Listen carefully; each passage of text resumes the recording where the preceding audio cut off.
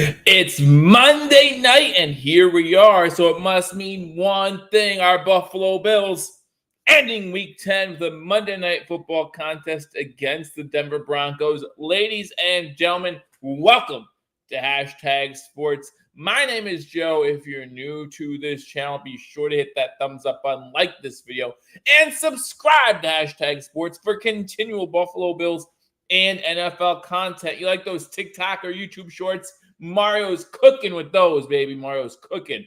You like the Twitter content? We got you there too. Got some funny jokes that's being told. You like these YouTube videos? We got you hooked up. Lots of live videos, giving you live updates on our Buffalo Bills. Daniel's already in the house. I saw Matthew 25 Farms, also known as Rick Rourke, who is at the game right now. He stopped by to check in. Glad that he is at the game. Hopefully, getting ready to have a great time, and they could all celebrate good times. Come on.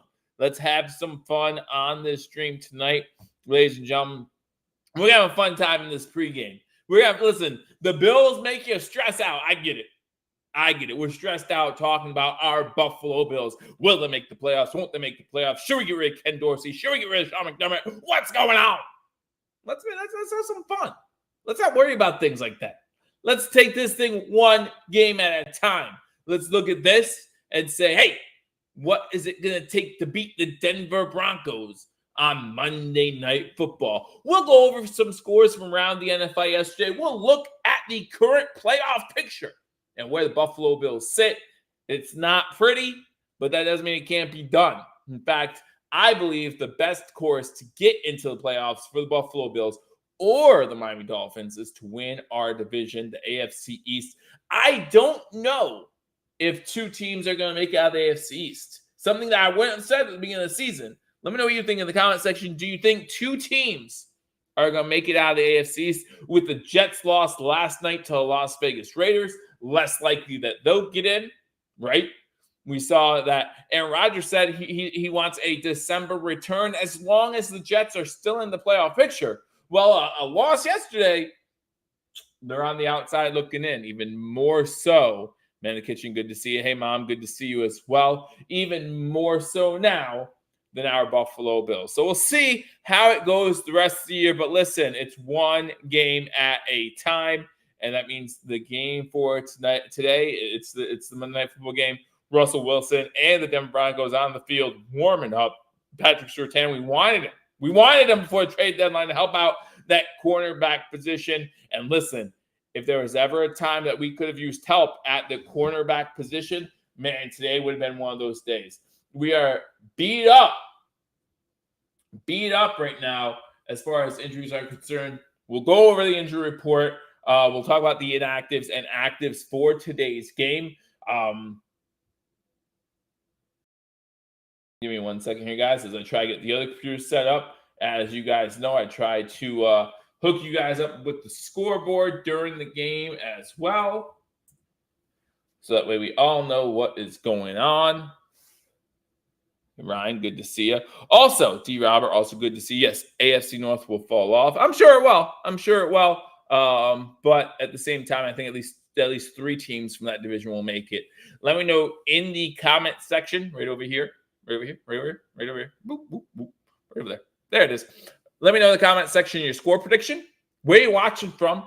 And if you're a new viewer, let me know that you're new. I always appreciate new viewers in the house as well. But as we always do, as I always like to do, I want to go over the inactives and the game day roster. So first, we're going to go over the inactives for the Denver Broncos. I'm not going to lie, don't know too much about many of these players. A lot of depth here. I know two of these players play impactful roles for the Denver Broncos, but not nearly the injury concern, I think, for the Broncos, as you see on the Buffalo Bills side of things. Tight end Nate Atkins, again, not a big role with the Denver Broncos. Not to worry about him being out if you're a Broncos fan. Keandre Coburn, defensive tackle, not too concerned. Alex Forsyth, that's where your center, that's where you start getting a little concerned with depth at the offensive line, especially at that center position. You want to make sure, if your center goes down in this game, you're now looking at your third center. That's going to be a tough one to sell. Elijah Garcia, defensive tackle. Two linebackers, Thomas Incoom and Ben Naiman. both inactive for today, and J.L. Skinner, safety. That's the other guy that has a bigger role with the Denver Broncos, from what I recall watching them before. So they'll probably miss him today, especially with the tough Buffalo Bills one wide receiver we got and Dalton Kincaid. It might make it a little bit of a tough day for the Denver Broncos secondary, knowing that J.L. Skinner isn't back there. But those are the inactives for the Denver Broncos. Again, Nate Atkins, Kendrick Coburn, Alex Forsyth, Elijah Garcia, Thomas Incoom, Ben Naiman, and J.L. Skinner. Those are your inactives for the Denver Broncos. D. Robert comes in and says 34-17 Buffalo, 1 Josh Allen rushing TD. I'm here from Eagles country, man, in the kitchen. So am I. I don't live that far away from Eagles country. But I'm glad that I'm here with you guys, hanging out with everybody. Our defense is beat up. It absolutely is. And we're going to get into that right now. Again, all my information comes from Buffalo Bills PR on Twitter. So make sure you check them out. Looking at the inactives for today's game, obviously the big name, the top name, Micah Hyde. Micah Hyde being inactive today just sucks. Listen, today, Jordan Poyer is celebrating his 100th game as a Buffalo Bill. Wish that Micah Hyde was right next to him, because those two have been a 1-2 punch in Buffalo for as long as we can remember, right? For as long as we can remember, they've been a 1-2 punch. Christian Benford, not as long as we can remember, probably about 5 years. But since this playoff one divisional round started, really wish that they'd be together. Christopher, always good to see you. Welcome. Thank you for joining us. Thank you for joining the hashtag family, Mi Familia, hashtag nation over in the Philippines. Always glad to have you as part of our streams, no matter what time it is over there. Christian Benford, Balin Spector, Jermaine Nfetti, Alec Anderson, and Puna Ford. Again, Mike Hyde, Christian Benford, those are the guys you really want to see in there. Unfortunately, not in there this week, and that's why you see DeMar Hamlin and other guys like that active for today's game. Josh Norman is active, probably will play a bigger role, but we got Russell Douglas at the trade deadline, hoping that he'll make a difference more so today than last week. He might have to. Looking at this active roster, again, quarterbacks, you got the Allen and Allen show. Number 17, Josh Allen. And number 9, Kyle Allen is the backup quarterback. Offensive line, you're carrying 8 guys. You got Mitch Morse, Osiris Torts, Connor McGovern, Ryan Bates, Deion Dawkins, Ryan Van DeMark, David Edwards, and Spencer Brown. Running backs, James Cook, Ty Johnson, Latavius Murray, and Reggie Gilliam. Again, Reggie Gilliam plays that fullback / tight end role, but he could make an impact in the receiving game as well. We've seen that in the past. He's not afraid to go out for a pass, and Josh Allen's not afraid to check down to him, which adds a little bit of an extra weapon. It's not like San Fran with their fullback, but it is an extra weapon. Tight ends, you got Dalton Kincaid and Quentin Morris. Wide receivers, you got Khalil Shakir, Deontay Hardy, Gabe Davis. Stephon Diggs is the one that's going to catch passes most of the day, and Trent Sherfield. The other 4 are just names. Stephon Diggs is clearly the guy who Buffalo Bills, Josh Allen, rely on heavily. Ryan Oliver comes in and says 28-10 Bills.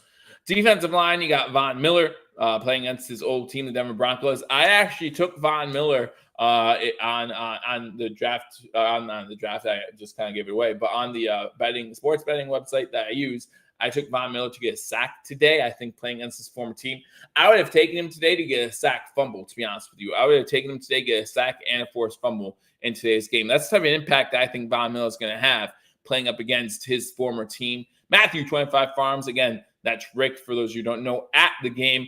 Woo! Giving you a little Ric Flair from Highmark Stadium. I hope he's enjoying himself. I hope that he enjoys this time at the stadium, because, again, 2026, bye-bye Highmark, hello, new stadium, wherever that may be, or whoever gets the name right for that, who knows, but we'll see. Miller, please be effective tonight. I would love that, because like I just said, I placed a bet on Miller to get a sack. Now, only 1 unit, but still at the same time, it's a unit. So I want to make sure that I get that bet in there and get myself that win. Ryan Oliver says, go Bills. So you got Von Miller, Gregory Rousseau, Leonard Floyd, AJ Epineza, Kingsley Jonathan, who played like a beast last week, and I hope to see more of him today. Shaq Lawson, Ed Oliver, Linville Joseph, who again looked pretty monstrous last week, Jordan Phillips, and Tim Settle.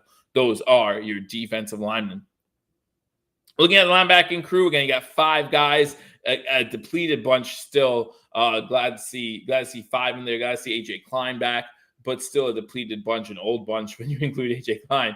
Terrell Dotson, Dorian Williams, Terrell Bernard, Tyler Matakovic and A.J. Klein are your 5 linebackers. Defensive backs, like I said earlier, with the absence of Mike Hyde, you do have DeMar Hamlin in there playing in his second game of the season. Teron Johnson, Taylor Rapp, Jordan Poyer, Josh Norman, Dane Jackson, Rasul Douglas playing in his second game as a Buffalo Bill. Saron Neal and Cam Lewis. Those are your defensive backs. And your special teams guy, you can't see him right there because it says my sharing screen thing, but Reed Ferguson is the long snapper. You got Sam Martin and Tyler Bass as well as your special teams. So that is the breakdown for the Buffalo Bills roster. Again, thank you, Buffalo Bills PR on Twitter for that. Make sure you check them out. They also just put up a fun, interesting fact, which is a fact that most people probably didn't know going into this game. But Josh Allen has had 30 games with 1 rushing and 1 passing touchdown. With that, again, today, he would pass the likes of Steve Young.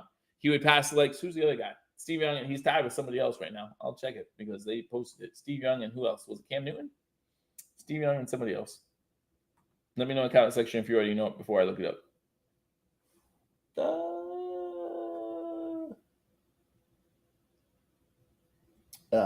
Steve Young and Aaron Rodgers. Steve Young and Aaron Rodgers. That's who he would pass today. If he gets 1 passing and 1 rushing touchdown, just needs 1 more to move second all time on that list. So we look forward to seeing that tonight. Again, give me your bold prediction. D. Robert thinks that's going to happen tonight. He already has Josh Allen scoring a passing and rushing touchdown in today's game. He already said that. And like I said, that moved to second all time in that category as far as having quarterbacks having games with 1 passing and 1 rushing touchdown. So would love to see it. We'd love to see it. Again, guys, as you're rolling on in here, make sure you hit that thumbs up button. Again, you might not enjoy watching Joe Buck and Troy Aikman. It is on the Manning cast. And listen, I can compete with Joe Buck and Troy Aikman. I don't know if I compete with the Mannings. That's where I have to draw the line. I don't know if I compete with the Mannings, but we'll give it a go. Make sure you guys hit the thumbs up button. It really helps if you share this video as well as we wait for the opening kickoff, 8:15 Eastern time, 7:57 currently. So about less than 20 minutes until kickoff. So I did want to go over some other things before the game starts. As you guys know, sometimes I like to go over my 3 keys to victory. May do that, but I know, and listen, my 3 keys don't matter because Ken Dorsey doesn't listen. The Buffalo Bills don't listen to me. So do you guys want to listen? But what we might do is I might go through my betting app and give you some bets. And you guys let me know in the comment section, do you like the over? Do you like the under? Or yes, no, as to whether or not you think it will get done today. For example, we'll start off with an easy one. Right here. Right now, the over-under for I can't think of anything. Stephon Diggs receptions is 6.5.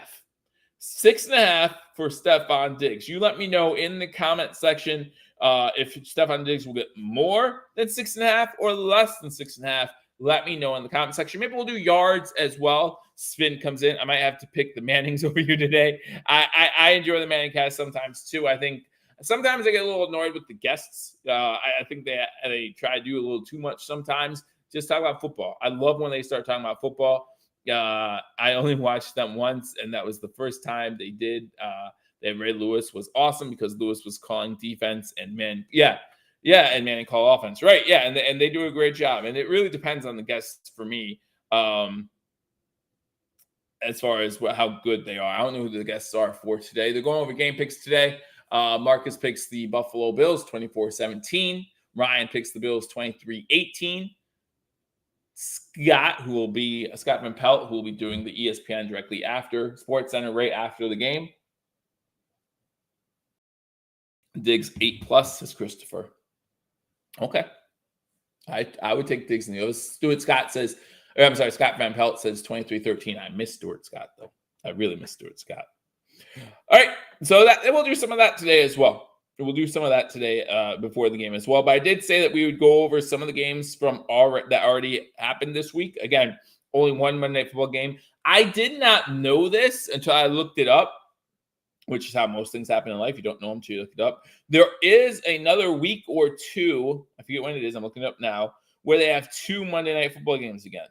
Week 14, they have 2 Monday Night Football games again. Packers, Giants, Titans, Dolphins. It can be a yucky Monday night then. Is that the last one, though? No, Christmas. They have 3 games on Christmas. 3 games on Christmas. Raiders, Chiefs, Giants, Eagles, and Ravens, 49ers, the nightcap. That's going to be a fun nightcap. Fun nightcap after a long Christmas day. Week 17, all the games are on Thursday, Saturday, or Sunday. No Monday Night Football. And then we all know Week 18, there's no Monday Night Football. So Christmas Day is going to be the last we have Monday Night Football. I don't think normally it's not 2 weeks. Patrick Mahomes, Lindsey Vonn, and Kyle Brandt are guests for the Mannings today. That's a pretty good one. At least 2 of them. At least 2 of them should be fun. So I don't feel disrespected if you watch the Manning cast over me. I really don't. I understand. These primetime games, it's hard to get viewership because they're live. Like, you can see it live. You don't need me. I mean, again, I think I'm better than Troy Aikman and the other guy, Joe Buck. But I understand. Listen, next week, 4:25, be here for the Jets game. That's all I ask of you. Next week, 4:25, I'll be live for the Jets game. Hopefully, you guys can join me for that. But again, I wanted to go over some of the finals from yesterday or from earlier this week. The Thursday night game, Panthers at Bears. What a snooze fest. How many of you watched the whole thing? Like, just show of hands. And I don't expect any hands to be up in the comment section. How many people actually stay up to watch? Listen, I tuned into that game. I fell asleep twice. I tuned into that game. I fell asleep twice. Told my son, and it was easy for him to fall asleep. You want to get a 2-month-old to fall asleep? Turn on Bears Panthers. They'll fall asleep. All right. Hey, Matthew, Ryan, thanks a lot. Hopefully you have a good first half. I will leave your channel open just on mute. So I appreciate it, Spin. Appreciate it. I'm okay with that. And you can only mute it. You don't have to mute it for the whole thing. Just mute it when they have the special guests on, or, unmute us at halftime because, we do that halftime show live. And maybe I'll have someone join me. I don't know. I have no idea. I don't know beforehand. And then Sunday, you had the Patriots lose to the Colts. Always good seeing the Patriots lose. If you watched Razor Sharp Picks, I thought the Patriots were going to come out of that one with the victory. But another snooze fest, 10-6. Way to take the game to another country and give them Colts Patriots. You took the game to another country like, hey, look what we got. Yay, show over here, 10-6. 10-6. And I didn't watch the game, but I promise you it was not 10-6 because the defense played that great. I'm just throwing that out there. Anyhow, you go to the Sunday 1 o'clock games. The Steelers-Packers game, lots of fun. Was a lot of fun to watch. I thought that was a well-played game. The defenses, showed out at certain times. The offenses looked pretty decent at certain times. Yeah, the Pittsburgh Steelers winning that one. Would love to see the Packers win that one because that would help the Buffalo Bills in any scenario. But the Steelers do get the victory. I did pick that one correctly on Razor Sharp Picks. 23-19. The Vikings at home beat up on the Saints. And listen, the final score was a 1-score game, but this game, for the majority of the game, was multiple scores. The Minnesota Vikings come out on top. Minnesota Vikings with Josh Dobbs go to 6-4. Hey, good job by them trading for a quarterback right before the trade deadline who could help them.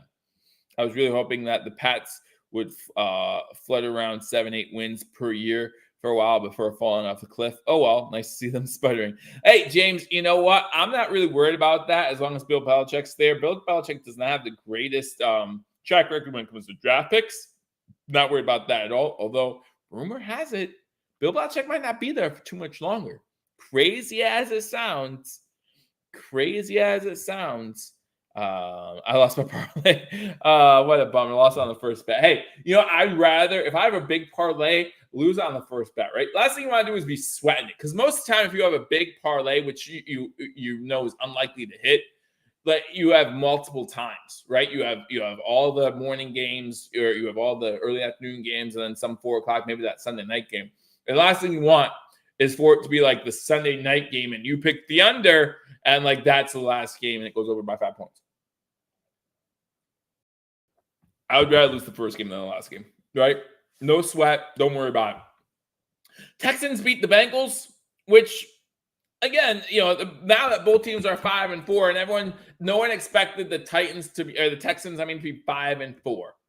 And I understand that, but here they are, and they look pretty good.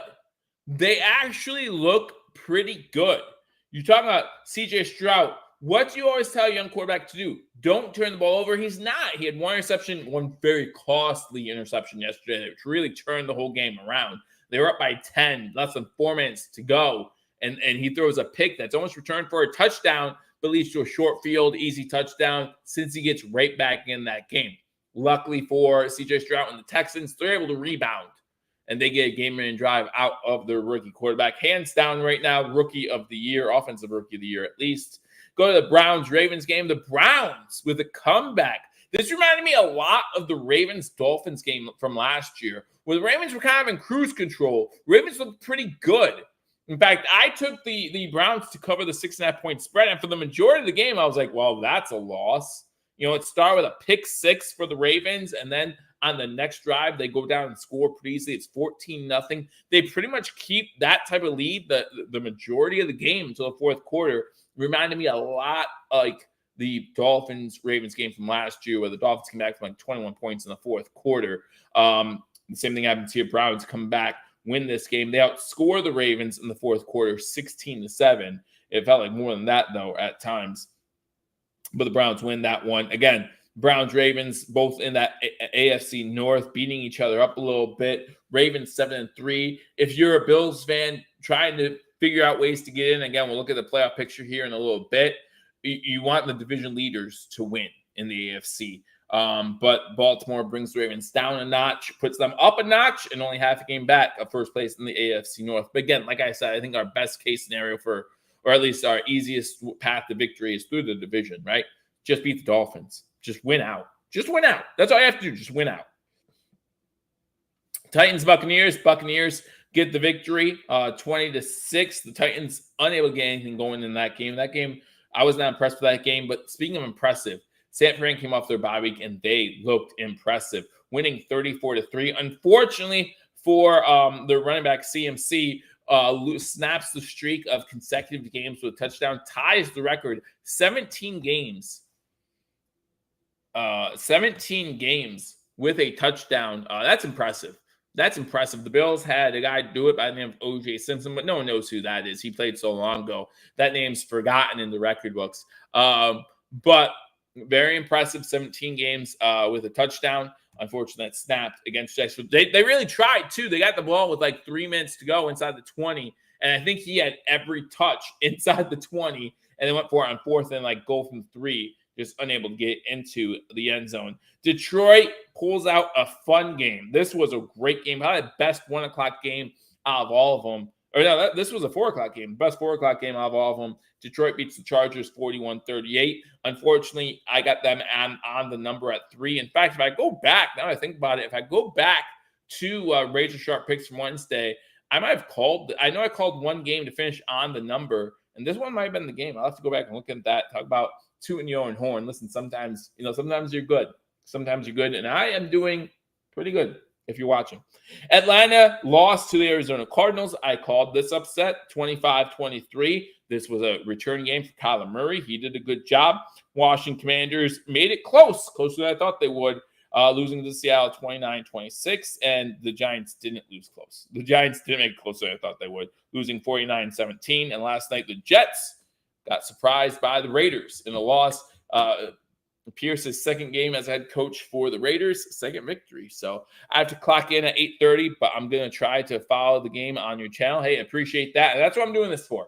For people who have to work, for people who don't have cable, for people who don't, like the broadcast, for people who just want to hang out with Bills Mafia or want to talk football while the game's going on. That's who I'm here for. I'm here for you. So I thank you for that. Hope you're able to tune in as long as you can. Don't get in trouble at work, though. Don't get in trouble at work.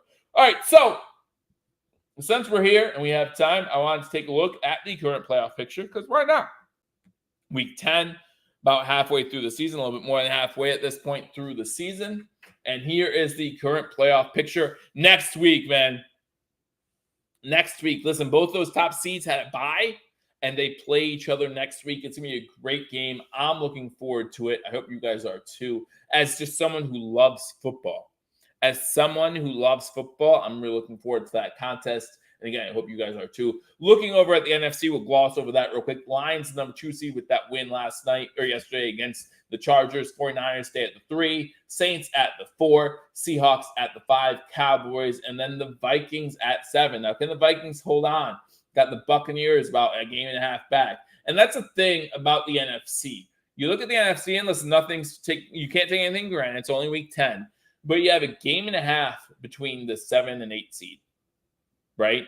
So your top teams are your top teams. If you think in the comment section, the top 7 in the NFC right now are not going to be the top 7 at the end of the season, tell me who you have jumping over who.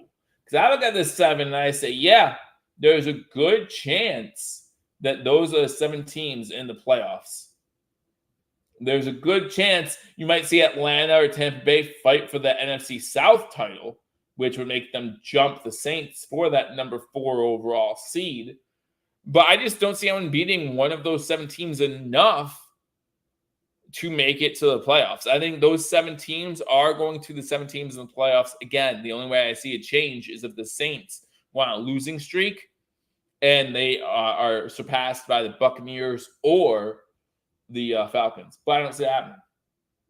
You don't see that. The Bucs took advantage of a bad Tennessee Titans team yesterday. They had a 3-game losing streak before that. Don't know if they can get hot again or not. So let's look at the AFC. We know a little about the NFC. We'll gloss over it, whatever. But the AFC was where it's at. That's where we're interested, right? Look at the playoff picture right now in the AFC. Number 1 seed, the Chiefs. Bills still playing them. We'll see how that goes in Kansas City.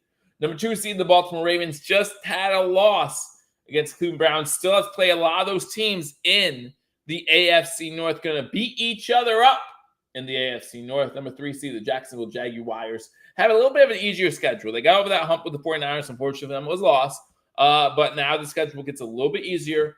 Let's see if they can take that 6-3 record, go 13-4, 12-5. We'll see how well they do. Dolphins in the 4th seed, first in the AFC East at 6-3. Steelers 6-3. Browns 6-3. Texans 5-4. That's the current playoff status for the AFC. And listen, there's a lot of fun games in here. A lot of fun games in here. Steelers Dolphins would be a fun one. Great defense versus great offense. Jaguars versus Browns. That could be a fun one to watch. Texans at Ravens. I think that'd be fun from the dueling quarterback standpoint. You look at Lamar Jackson, having a great season so far. Not quite the MVP level that we saw in his second season, but still pretty darn good. Look at CJ Stroud, their rookie coming up, being very impressive. This young team who no one thought would be here, all of a sudden there. Yes, please make sure you hit that thumbs up button, especially before the game starts. Last thing you want to do is game time have to find the thumbs up button, right? I mean, that's hard. That's really hard to do. But if you go down a little bit further, this is where it gets a little fun. The Bengals sit at 5-4, currently the first team out. The Bills sit at 5-4, sitting in that 9 spot. With a victory today, they'd move back into the playoffs by half a game. A lot of these teams already had their bye week. The Bills have not yet.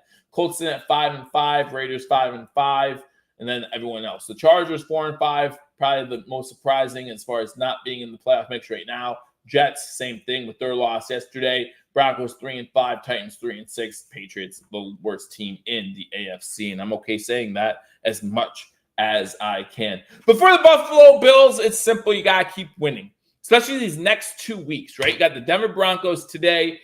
This should be a victory. Today should be a victory. And I'm not saying it has to be a blowout victory. I know a lot of people want it to be a blowout victory, and I understand that. They want that kind of like revenge game. They want to bring it back. They want to come back and feel good about this Buffalo Bills team because we haven't over the past few weeks. We want that week 4 Buffalo team back, but it's not coming back because that defense is so depleted. Now, it was good to see Daquan Jones saying earlier that he doesn't want to play again this season. So get him back to the playoffs to make it. That'd be huge. And then next week against the Jets. We already lost to the Jets once. Divisional matchup. We need to make sure we win our divisional games probably from here on out. That means beating the Patriots when we play them again in Buffalo, beating the Jets next week, and also beating the Dolphins week 18. I'll be here for all 3 of those games, so make sure you join me for all 3 of those. Hit that bump for it. It's like knocking. Knock, knock, knock. Make sure you hit that. Hey, John, good to see you. Glad that you are joining us for the game between the Buffalo Bills and the Denver Broncos. Just about to go live. When it does, I'll give you play-by-play and reaction to the game. Again, as I asked you earlier, do you think going over my betting app here, the current over-under for Diggs touchdowns is 6.5? And again, if you haven't given me your score prediction in the comment section, let me know what you think the score is going to be. I'll let you know right before kickoff on my screen. Again, I know my screen might be a little behind. That's the way it works sometimes, but I'm going to give you the best live play and reaction that I can. And I'll give you the score right before that. Now, let's do some other ones. Let's have some more fun, shall we? All right, so right now, the game lines. Let's go over game lines. So right now, the Buffalo Bills are 7.5-point favorites. Let me know what you think about that. Do you think the Bills cover 7.5? Let me know in the comment section, yes or no. Or one for yes, 2 for no. I don't care. Make it easy. 1 for yes, 2 for no. Let me know what you think. I do have a parlay in. Let me tell you the parlay, and you can let me know if you think it's going to hit or not. I'll tell you my parlay. And before I do that, as the kick is in the air, Bills will get the ball first. I will give you my score prediction. My score prediction is going to be Buffalo 33. No, I'm sorry. I picked 33 last week. I won't do that again. The Buffalo Bills 38. The Denver Broncos 27. 38-27 is going to be my score prediction for today's game. But I do have a parlay in. Josh Allen coming out on the first drive. I'll tell you that. And you guys can let me know if you think it's going to hit or not. Shotgun formation to start things off on 1st and 10. 5 wide receiver set, 4 to the bottom of the screen. They give it to Cook real quick. Cook gets 4, maybe 5 yards, and he fumbled the ball. Did it go out of bounds? No, Denver has it. James Cook fumbled on the first snap of the game. Are you kidding me right now? Are you kidding me right now? First play of the game from scrimmage is a fumble. Oh my goodness, James Cook. Thank you so much. Thank you so much. Yep, it's clearly recovered. Oh my gosh. And so the Broncos will have great starting field position. Good job by number 29 of the Broncos to rip away at that ball. Jaquan McMillan gets the forced fumble and the fumble recovery. Wow. Great start if you're a Bills fan, right? Great start. Laugh so you don't cry, I guess, huh? Laugh so you don't cry. They didn't even get a chance to tell you the offense or defense for the game. They didn't even give you a chance. First play. All right, so where's my parlay for today? I'll tell you my parlay. You let me know how it looks. Might not look so good after that. My parlay, shotgun formation for Wilson. Run back to his right. He gets the ball. It's going to be Williams, I believe. Gets to the 25. Game about 3. My parlay is the Buffalo Bills money line, luckily. Over for Cortland Sutton at 3.5 receptions. Over for Stephon Diggs at 6.5. 40-plus rushing yards for James Cook. That was a pass. And you know what? With that fumble, I don't want to see James Cook back in this game. So, hey, Patrick, good to see you. I'm crying while laughing. Yep. All right, this defense needs to step up already. Buffalo got the ball first. First play of the game, we fumble it. James Cook trying for extra yards. 2nd and 7, running it to the right. Tackled there. Williams again. So now it's stopping to a field goal. Big 3rd down. Phillips on the stop. Work's going to suck tonight, I guess. See you later, buddy. Hey, hopefully work goes well for you, and hopefully you can tune in and you get better news once you get there. Yeah, Dallas, not a great start, man. Not a great start. 32, you in here, make sure you hit that thumbs up button. If you're watching on Facebook or Instagram or Twitter. Oh, it's a false start. False start. Moving back.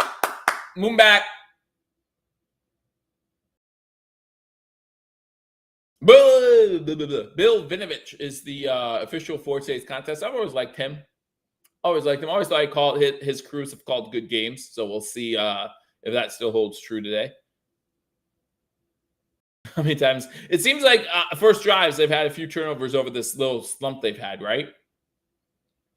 So let's see if this Bills defense on 3rd and 12 can hold up.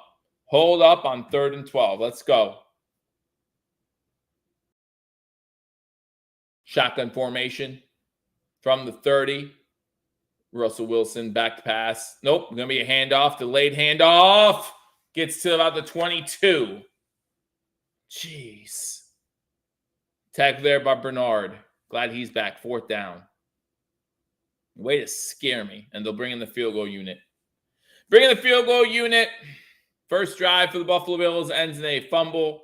The Bills defense steps up, forcing a field goal attempt. Man. That's huge. This team can step up at this point in the game and force that 3 and out for a field goal attempt. Had no expectation of being on the field after the first play of the game, after the offense got the ball first. Kicks up. The kick is good. So 12:39 to go in the first quarter. Denver up 3-0. Wow. Wow. Just terrible. Just terrible. How long before James Cook sees? Better question. 1 or 2, 1 for yes, 2 for no. Does James Cook see the field on this next offensive possession for the Buffalo Bills? Does James Cook see the field on this next possession for the Buffalo Bills? 1 in the comment section for yes, 2 for no. Or did you say Ty Johnson, Latavius Murray, let's go? Gary says no. James says no. Listen, my parlay, I have 40-plus rushing yards, so I'm hoping a yes, or maybe a big run in the second half. 1, he will get the first handoff, says David. David's give him a second chance, guy. The rest of you, no. Ryan Garrett Hall said no. The defense is definitely playing with passion early. The defense is playing with passion early. It was that stinking fumble on the first play of the game. Garrett says they'll come up throwing. That's a shock. That's a shock. This team run the ball. That'd be the day. This team come up running the ball. That'd be the day. Richard says, wait, did Richard just answer twice and answer both of them? Ryan says he probably get the ball. Richard, you have to pick one. You can't just pick both. That's cheating. Fournette's still on the practice squad. He was not activated or brought up before tonight's contest. So Leonard Fournette's still on the practice squad. But as he tweeted out earlier, his time will come. His time will come. You know, maybe next week he'll be singing to James Cook, your time is up, my time is now. You know, maybe. Who knows? We'll see what happens. But yes, I am really looking forward to next week's matchup between the Eagles and Chiefs Monday night. That's going to be fun. The first one's wrong. So you're going, no. I know this coaching staff. Well, we know McDermott. We don't know how our boy Ken Dorsey feels about second chances. We don't know. Have you played with passion this season? This defense has. This defense definitely has. Especially early on before the injuries. This defense has played with passion. I've yet to see Allen really be that guy. That Josh Allen that we know. Remember that Dallas game, Thanksgiving? He fumbles the ball on 4th and 1. He picks it up, runs for the first down, and then some, and then just gets up. Probably almost throws his arm out of socket just because of how hard he threw his fist in the air. James Heaney says, "Go Birds." Yes, if you're a Bills fan, you're gonna be cheering for the Birds next Monday night. But you look at the offense because we can do that now. Josh Allen starting quarterback, James Cook, Stephon Diggs, Gabe Davis, Khalil Shakir in the slot. Kincaid is your starting tight end. Dawkins, McGovern, Mitch Morris, Torrance, and Brown. That is your starting offensive line from left to right. Right now, the Buffalo Bills from on your TV screens and moving from right to left. Shotgun formation, 2 wide receivers to the bottom of the screen, 1 to the top. And it is Murray who gets the start on this drive. And did Josh Allen just throw an interception or was he out of bounds? They're saying incomplete. Oh, my gosh. Are they calling it an interception? Oh, my goodness. Josh Allen throw it into the hands of Singleton. We're going to watch his feet here. One inbounds. No, he was unable to get both of them inbounds. Oh my gosh. We almost had 2 plays, 2 turnovers. That close.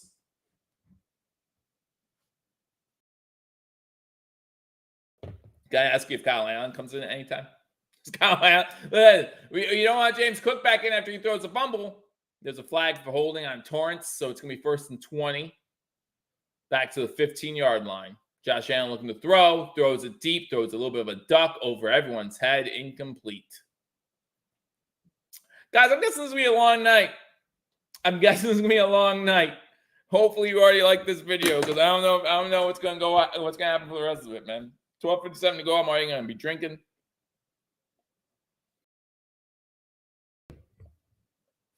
A 10th turnover on the opening drive since 2020. Going back to your point, I think it was Spin who made the point earlier about, will we ever stop turning the ball over on the opening drive?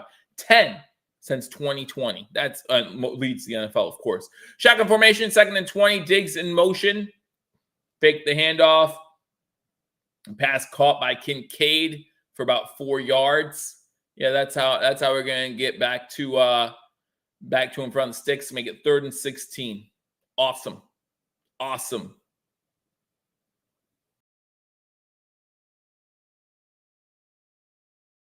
Talking about Allen stock is dropping. Well, with how high it was for a lot of Bills fans for a long time, I had nowhere else to go but down.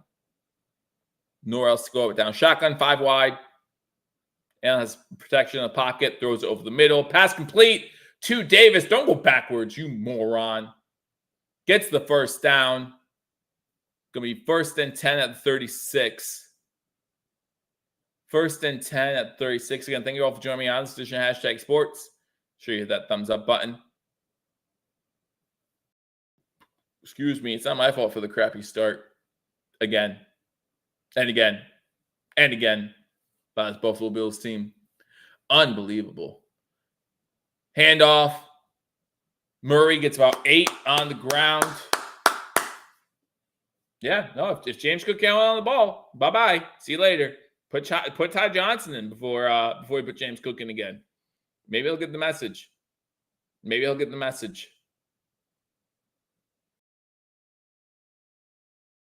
Tavis Murray is on a 6th team.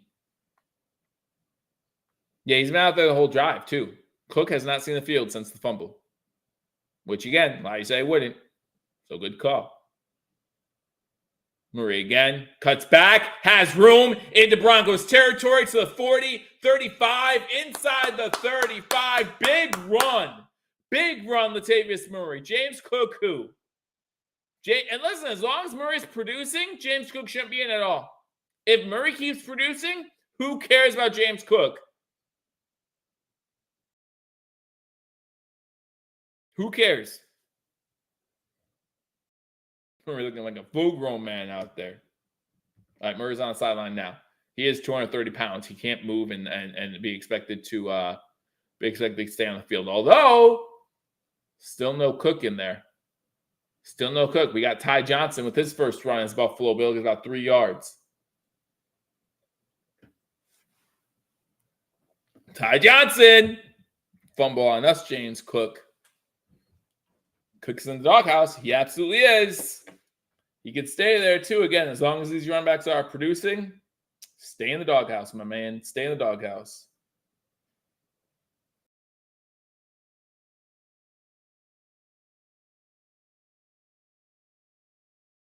Second and 8. 9:30 to go in the first quarter from the Broncos 32-yard line. Shotgun formation. Fakes it after Johnson. And there's a false start. I didn't hear a flag. I didn't hear. You never hear flags unless you can hear it hitting the ground or something. But it's calling out Spencer Brown. So we've had a holding call on Torrance, Cyrus Torrance. Now we have a false start on Spencer Brown. So great. Great.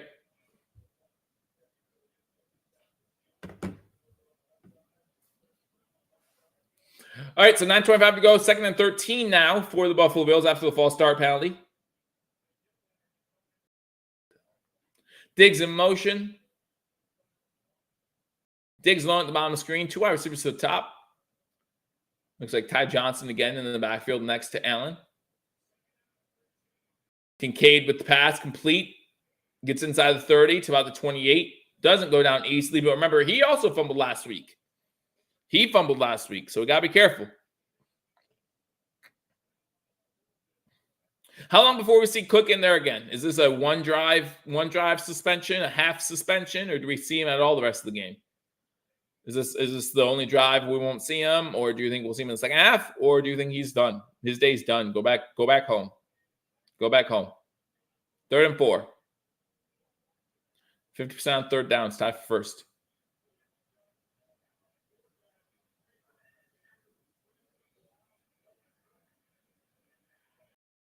Pass is intercepted off the hands of Davis.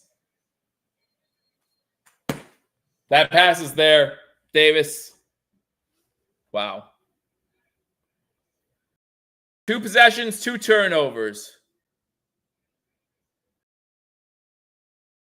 Ryan, are we seriously saying he shouldn't be throwing hard? Like, is that our defense?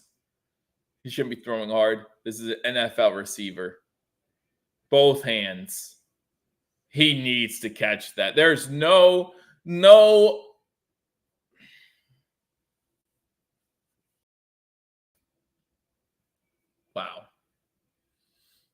Wow. That was, I wouldn't say it's a perfect throw spin, but it's definitely, none of that is on Josh Allen. But, I mean, other than the stat books.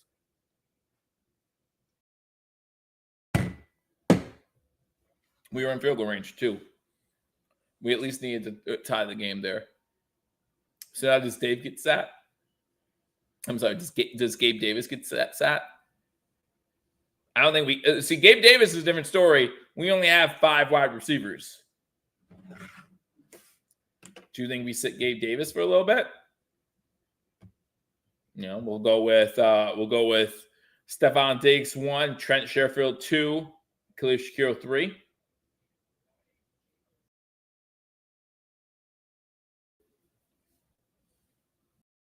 Well, listen, Kincaid got us down there too. Spin, there wasn't a bad offensive play call on that series. We ran the ball well, not just with Murray. We also run by Ty Johnson, so we ran the ball. Kincaid had 2 catches on that drive. And so that was the second pass thrown to Gabe Davis. And it's right there. He's open. The pass is right there. How is that interception on Josh Allen? I just want to know, how is that interception on Josh Allen? It went through his hands.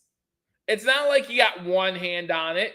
It's not. How is that throw on Josh Allen? Like, it was a great throw. If you don't have receivers who catch the ball, then you don't have receivers who catch the ball.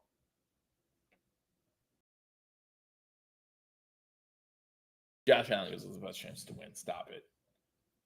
Josh Allen gives us the best chance to win. Overreacting to a good throw is kind of ridiculous in my book. It was a good throw. There was nothing wrong with the throw. I'm not mad at Josh Allen for that.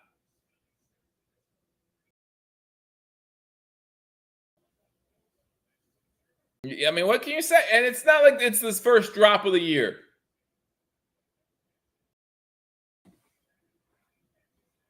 $10, I think, this year now. Russ looking to throw. Von Miller in his face. Nice catch. Humphrey with the one-handed catch gets the first down.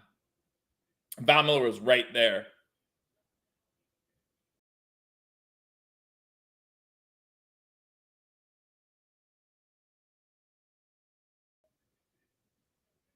He's got to make that catch. Like, that's the most absurd thing. Offside I formation. Hand off to number 38. That's Williams again. He gets maybe 2 yards. They're saying 1. No, that's not an Allen at all. Like, that's not an Allen at all. That's just ridiculous that Gabe Davis can't catch. It's so ridiculous that Gabe Davis can't catch. Denver moving from left to right on the screen. Number 19 in motion to the bottom of the screen. 7:20 to go in the first quarter. Broncos up 3-0. Bills 2 possessions, 2 turnovers. Run it again. Gets about the 32-yard line. So it's going to be out 3rd and 4. Maybe 3rd and 5. See, and this is why, like, many people will look at the stat sheet and say that's why we need another number 2 receiver. I don't do that. I look at plays like what we just saw and say that's why we need a new number 2 receiver. You look like Christian Kirk or somebody like that who's number 3, just sure-handed. You know what you're getting.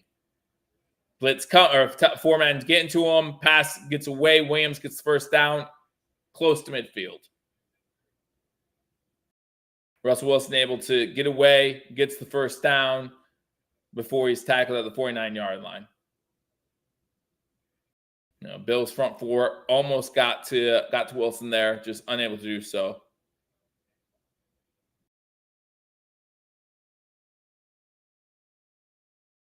First and 10, Denver.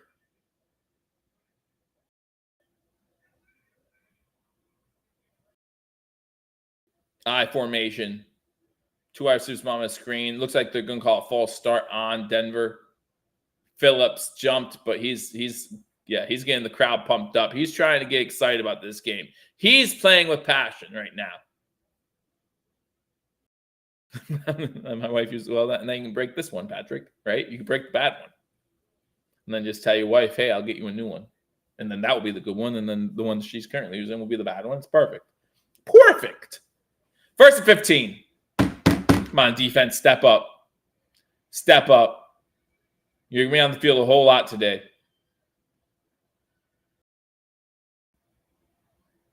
Russell Wilson shotgun. Oh, they try to run reverse. The Bills smart up to it. Smart up to it. Leonard Floyd says, I don't think so. Loss on the play. Going to be 2nd and 18. What's going on? Why is Wilson running? Was it a fumble? They're signaling touchdown. Whoa! This changes everything. Wait, we're going to wait and see. Let's wait and see. Let's wait and see. The only bad thing about defensive touchdown means the defense doesn't get a break because they're going to need some. He's well down. Is he? Well, yeah, he's down. He's down. Mims was definitely down by a lot. The fact that the refs, his whole arm's down. His whole arm's down. They roll back around. He's down. Good try by Douglas. Good try by Douglas. Punching at that ball. Oh, now, oh no, he's tying his shoe. Floyd was on the knee, and I was so scared. I was so scared, but he's tying his shoe. 2nd and 18 instead for the Broncos. 2nd and 18. Man, we all got excited for no reason. Good to get excited for no reason. Get the blood flowing a little bit. Positive vibes, though. 2nd and 18. Let's go. 2nd and 18.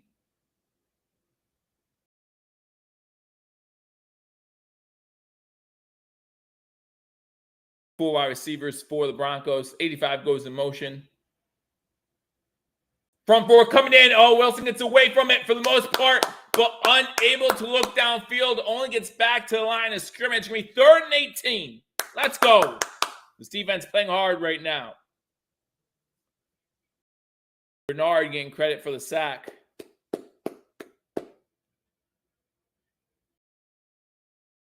Come on. Oliver, you got to be able to make that tackle. Listen, Wilson's going to be able to get away from a lot, but Oliver has him in his eyesight. 3rd and 18. Come on, D. 4.5 to go in the first quarter. 3-0 Denver. 2 possessions by the Bills. 2 turnovers. Shotgun formation. 2 wide receivers on the screen. 1 to the top. Russ unable to find someone. Someone breaks out. That's incomplete. That's incomplete. That's incomplete. Good job by this defense. Once again, bailing this Bills offense out after another sloppy turnover.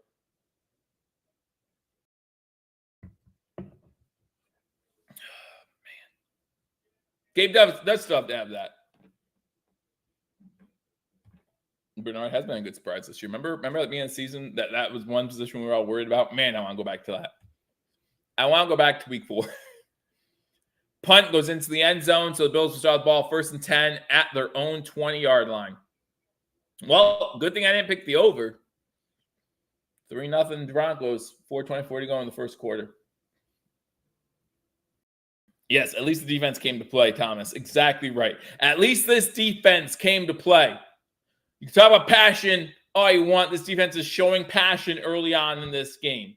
Getting off the field. And it's not, listen, these other games, it's not for a lack of passion. This is how a bunch of the games have started. The problem is when they're on the field for 40, 45 minutes, whatever the case might be of a football game, by the end, passion only gets you so far.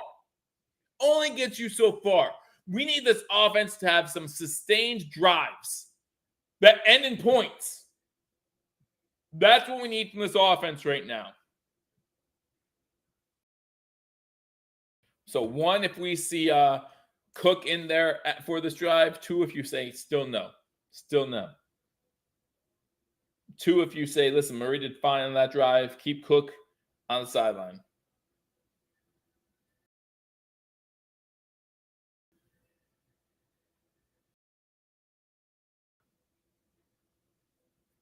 James says 2. Chuckle says 2. Don't get the points. Yes, we need points. We need points. Chuckle's World, I don't know if I've seen you here before. Maybe I have. Maybe it's been a while, but hey, good to see you. Patrick says run play action. They did run some play action on the last drive, especially with that. I remember one in particular with Ty Johnson, but I think that was the one that got called back for a false start on Spencer Brown.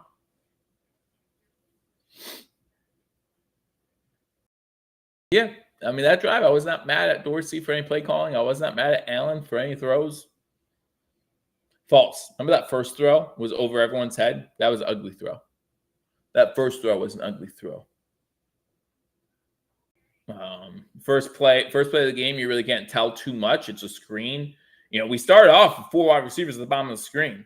If you include James Cook, it's a screen to Cook. You have 3 wide receivers blocking in front.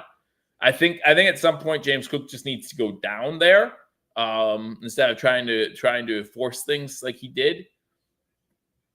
He had 3 guys on him, and that's why the one Denver Broncos player was able to just go for the ball because he knew that Cook wasn't going anywhere. So I think James Cook at some point needs to just go down those situations. Gabe owes me 2 touchdowns. You mean you have my fantasy team and you need points? Is that what you're saying? Is that what you're saying? You have Gabe on your fantasy team and you need points? And right now he has -2 points. Or actually, probably only -1. Shotgun formation for Allen. First pass is to Diggs. Diggs gets maybe about 10 yards on the play. That's going to be 2nd and 1. So they gave him 9. Gave him 9 on first down. 2nd and 1. 40 touch pushes in a row. I mean, that would get us in the end zone. We have Josh Allen. That would get us in the end zone. Eric says, hey, my Browns. The Browns looking good, man. The Browns looking good right now. Shotgun formation 4 wide. We do hand the ball off. It's Murray in there. Gets the first down to the 32. Gets to 32. Patrick Mahomes joining the Manning crew on ESPN2. If you want to listen to that, I understand. I completely understand. Patty Mahomes. Probably be joined by his lover, Chris Collinsworth. Since it's not Sunday Night Football. 3.5 to go in the first quarter. Bills moving from right to left. Still 3-0 Denver. See if we can have a drive without a turnover that gets points. Shotgun formation. 3 wide receivers to the bottom of the screen. Fake half to Murray. This is a designed run with Allen. He gets maybe 1 yard before he's stood up. Stood up by multiple Broncos players. It's going to be 2nd down and 9. They ran the ball there. And they ran the ball on 2nd down to get the 2nd and 1 to get the first down. So 2nd down and 9. Forget Patty Mahomes says man in the kitchen. I would love to, but if he keeps winning Super Bowl MVPs, it's going to be hard to. 5 wide receiver set, 2 to the top, 3 to the bottom. Trips formation at the bottom of the screen. And looks to the bottom. Has Murray. Murray drops it.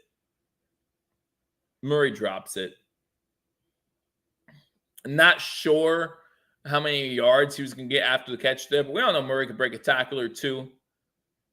Maybe that's what he was thinking about before he caught the ball. He didn't fumble it, right? 2:43 to go in the first quarter. 3rd and 9 for the Buffalo Bills.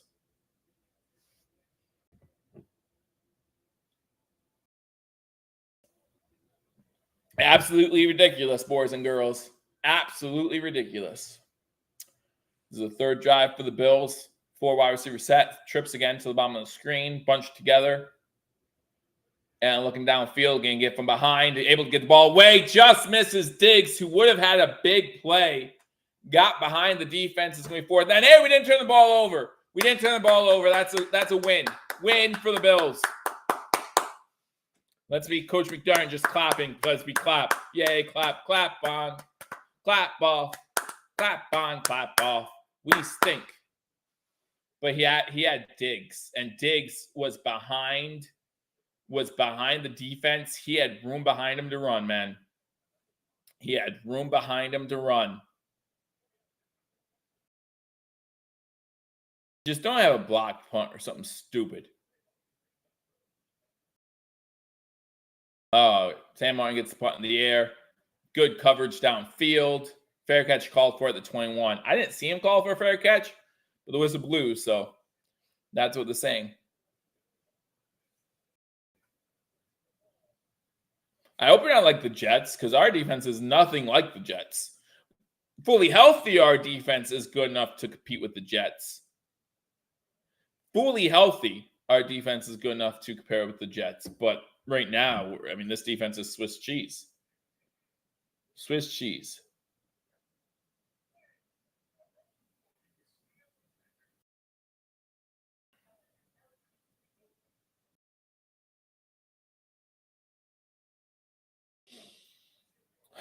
Man. Mom wants that cherry cheesecake. Jim will have a slice. Cherry cheesecake. Cherry cheesecake. Who wants cherry cheesecake? You say no problem. Mom, you don't even know where Jim lives. How are you going to get a piece? And remember, he just wants a piece. He doesn't want the whole thing. You're just going to mail a piece of cherry cheesecake to somebody. We don't even know where he lives. Come on, Mom. Come on, Mom. I can't do it.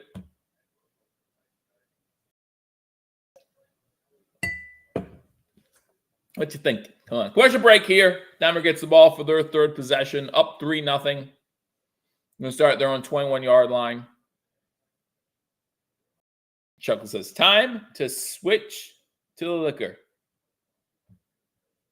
Time to switch to the liquor.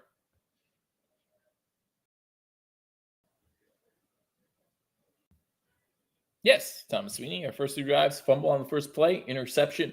And listen, that second drive, we moved the ball downfield pretty nicely. Run the ball with Murray nicely. Gabe Davis had a nice catch on that drive. Kincaid had a couple nice catches on that drive. This ends with that unfortunate play by Gabe Davis. And right now, not a single leg on my parlay is looking good right now. And that's terrible. Because I don't know if we see James Cook back in this game. And that's okay by me. That's okay by me. I mean, I'm already looking at this game like just got here with victory anyway, any shape, anyhow. And that shouldn't be the case. Are the Bills still undefeated in true home games this year? Does anyone know?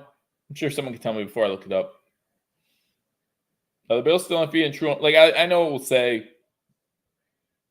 we're whatever and 1 at home, but at least one of those losses was considered a home game in London.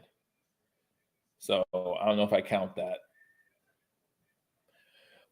Russ under center. They run under center and gets about 8 yards. That's Williams, about 8 yards. Running the ball under center. Huh. How about that?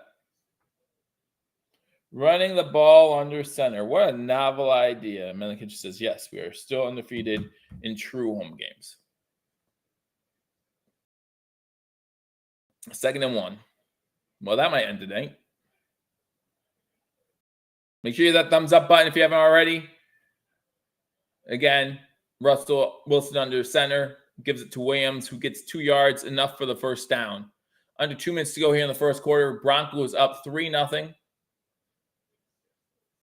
Williams with 4 rushes for 14 yards so far.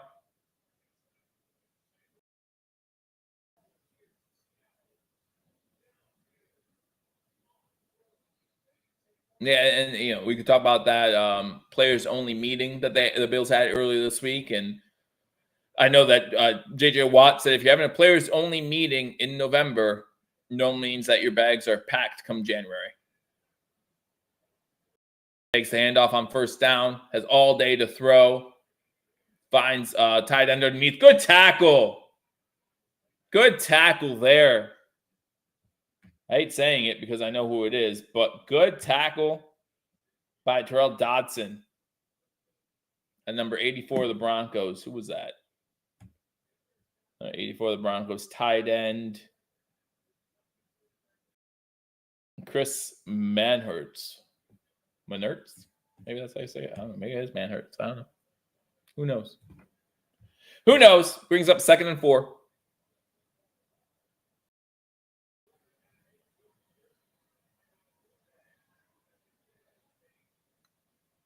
They're on a pitch play, going nowhere. Tackled there by Bernard. Probably the best defensive player for the Bills so far this season.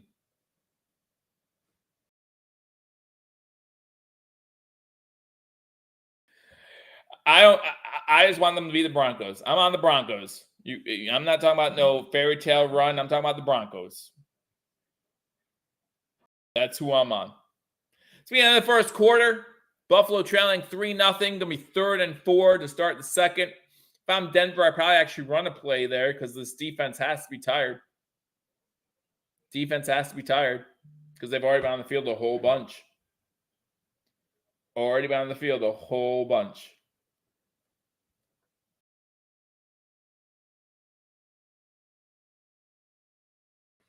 If you look at the time of possession right now, I'm guessing it favors Denver pretty good. Denver's had the ball for 8 minutes, 41 seconds to the Bills 6:19. Yeah, but the 2017 Eagles team was the number 1 seed before Carson Wentz got hurt. I mean, that's not a fair comparison. The 2017 Eagles had clinched the playoffs, and they might have already clinched a first-round bye. I forget. If they didn't, they were only a game away before Carson Wentz got hurt. And yes, they made an improbable run in the playoffs, but that team had pieces around the quarterback to get the job done. I just don't know if this team does. Just don't know if this team does. One game at a time.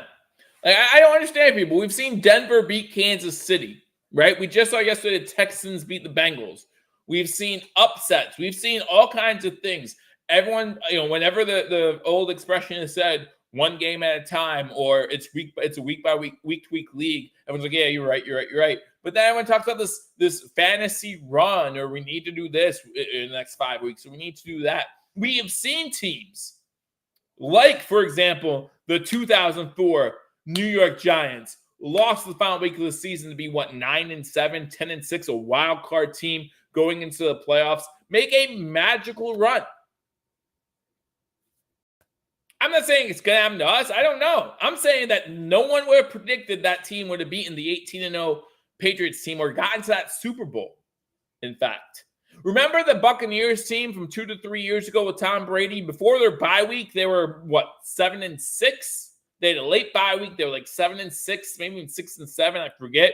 Bye week came. They won every game since then. I'm not saying that that's what this team is going to do. I'm saying no one sees these things happening until they happen, and everyone's like, yeah, well, that could happen. No way people like Paul saying this team's not making the playoffs. Okay, fine. This team's not, okay, fine. Fine. I have no, they're not eliminated yet from what last I saw, but if they missed the playoffs, they missed the playoffs. And I'm not going to be happy about it, but there's nothing I can really do about it right now to make this team make the playoffs. Nothing I can do. 3rd and 4 to start the second quarter. Let's see this defense key off the field. Shotgun formation. They cannot. They cannot get off the field. Big gain on the play. Wilson with a scramble. And Jordan Phillips is injured on the play even. So nothing going good for the Buffalo Bills on that play at all.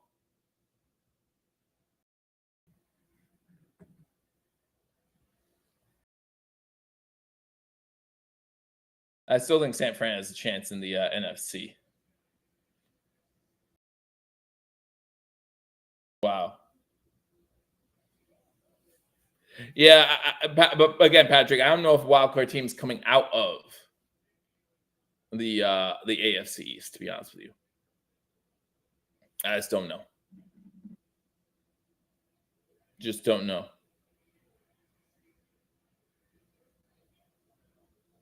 But Wilson gets the first down. Going to be 1st and 10, Denver.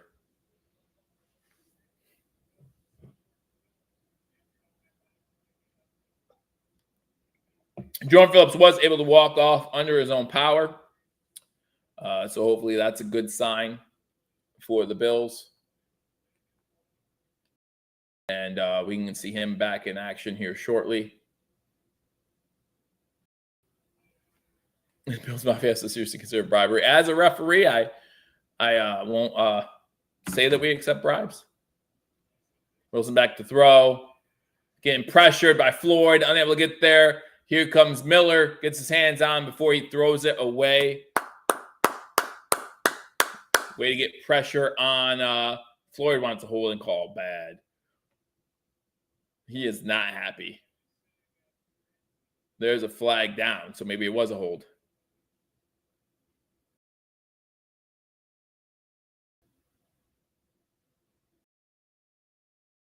What's the flag? Ineligible player downfield. Offense. All right, so it's going to be 1st and 15. Yeah, they are getting pressure. They are getting pressure between we've seen Floyd back there a couple times. We've seen Von Miller back there a couple times.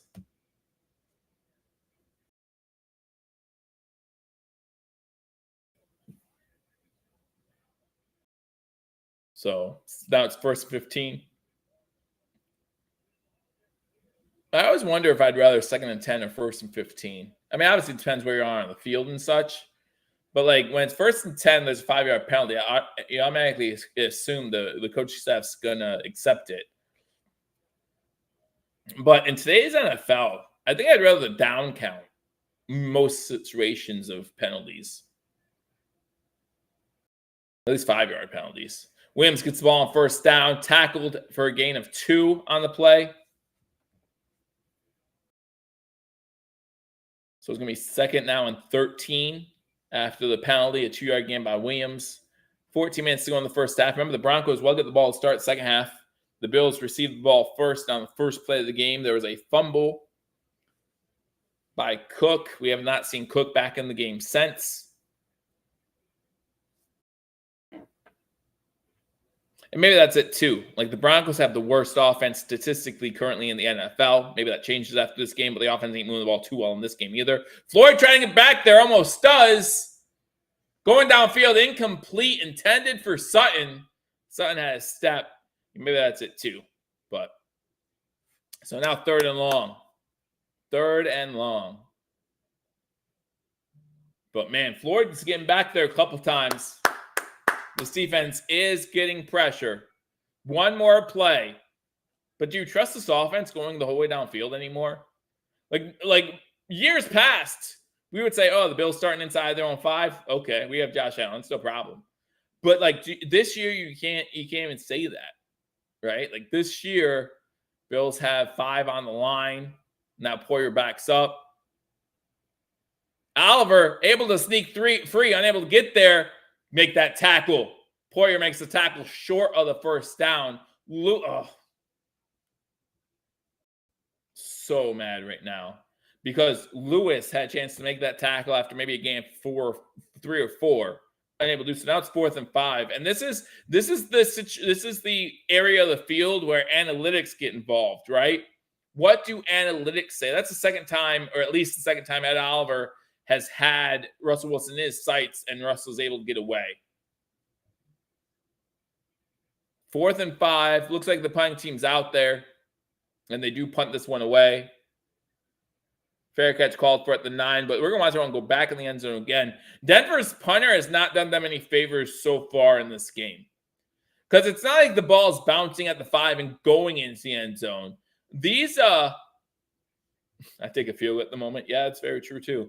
These punts are going well into the end zone, so he's not even giving his guys a chance to get there. And if you're the Broncos, that's a problem. And I don't know if it's been a problem for them all season or not, but that's a problem you just don't want to have. You want to be able to trust your punter to give your defense a chance to have them backed up, to have the opposing team backed up.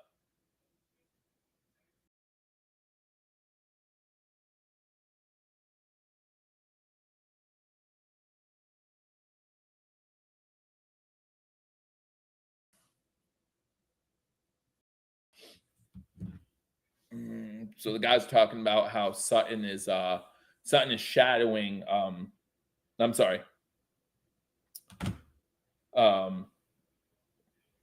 Douglas is shadowing Sutton so far. Maybe something we can talk about at halftime. All right, now we need to get this offense going. Starting from the 20-yard line, we need to get this offense going. Again, one in the comment section if you think we see James Cook get on this drive, especially after Murray had a drop on the last drive. Do we see James Cook on this drive? Because whether we like it or not, and I'm not saying we like it, I would still argue that James Cook is the most explosive back that we have, right? Like, he's the most explosive.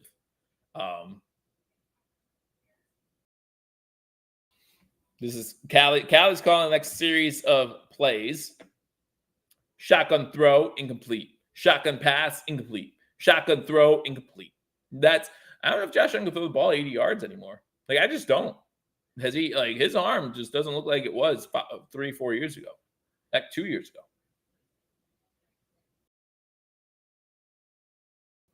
And James says he certainly is, but I don't think he'll be back in the second half. Patrick thinks he's on this drive. He's in on this drive. All right, Callie, I'll put it up there. See if you're right. I'll see if you're right. If it's 3 shotgun passes in a row, they don't even have to be 40 and 80 yards downfield. I'll give you any pass. But there has to be 3 of them. If the first shotgun pass gets intercepted or there's a fumble, then we don't know. We'll call it a draw. But as soon as they run or don't go in shotgun, this comes off the board. First play, Allen under center, single back set. It's Murray back there. Davis goes in motion. They run the ball on first down. Murray gets 5, maybe 6. See, Callie? See, Callie? No shotgun. First down, man. First play. No shotgun.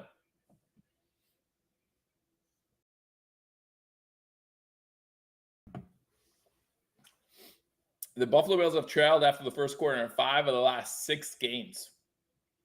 It's not a recipe for winning. Offside I formation again.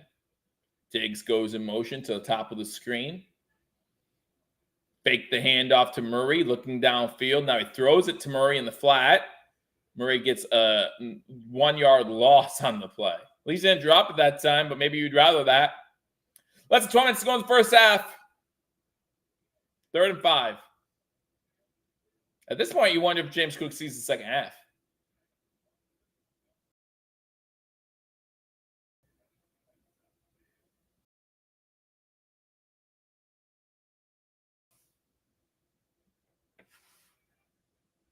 Third and 5. So another 3 and out maybe for the Bills. Yes. Yes. Shotgun 5 wide. Allen looking over the middle. Pass. Drop by Kincaid. Sure-handed Kincaid drops it. You have got to be kidding me. There's no one to trust on this offense. That's in his hands too.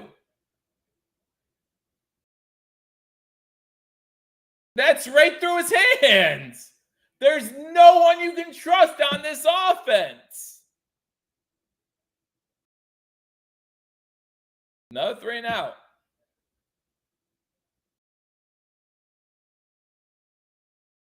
Oh, don't worry, Troy. It's not been on sorts for this first half. It's been on sorts for a while. Good blocking downfield for the Broncos special teams coverage.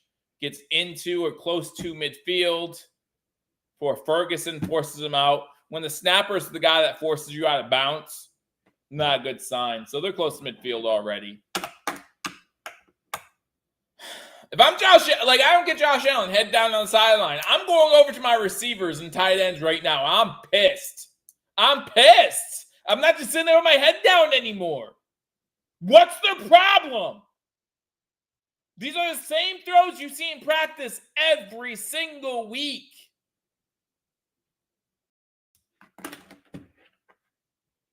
I feel bad for this defense.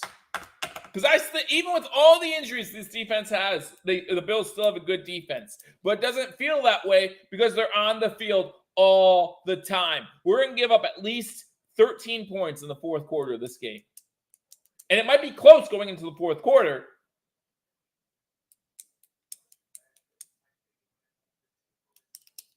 It's so terrible. Earlier someone was talking about this team showing no passion. It starts with QB 17, who for years was the most vocal, the most passionate. And you know what? You can blame whoever you want to for the plays on the field. But when it comes to passion, that's you. When it comes to your passion, that's you. That's nobody else. Nobody else. You can't blame, Ken Dorsey's making the game boring. Then help him figure it out. You've been here long enough. If you have passion, you try to help your team win on and off the field. What, is Ken Dorsey telling a grown-ass man, shut up and sit down, and you're just listening?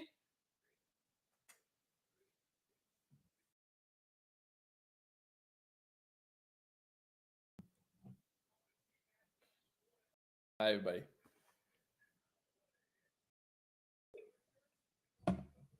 I don't care. I don't care how you feel about Ken Dorsey. I don't care how you feel about the receiver. Because I have the same feelings. I get it. But when you talk about passion, when you talk about pride in your work, that's on you. This offense has no pride in what they're doing. None of them do. And the only one who's passionate about it is Stephon Diggs. And everyone's like, oh, he's the problem. No! He's the only one that sees it. The only one. And you would think guys like Mitch Morse, Stephon Diggs, maybe even Quentin Morris, throw him in there, Latavius Murray, who's the one who called the players-only meeting, by the way, so maybe he does have a little bit of this. They know their careers are on the second half. Those guys should be ticked.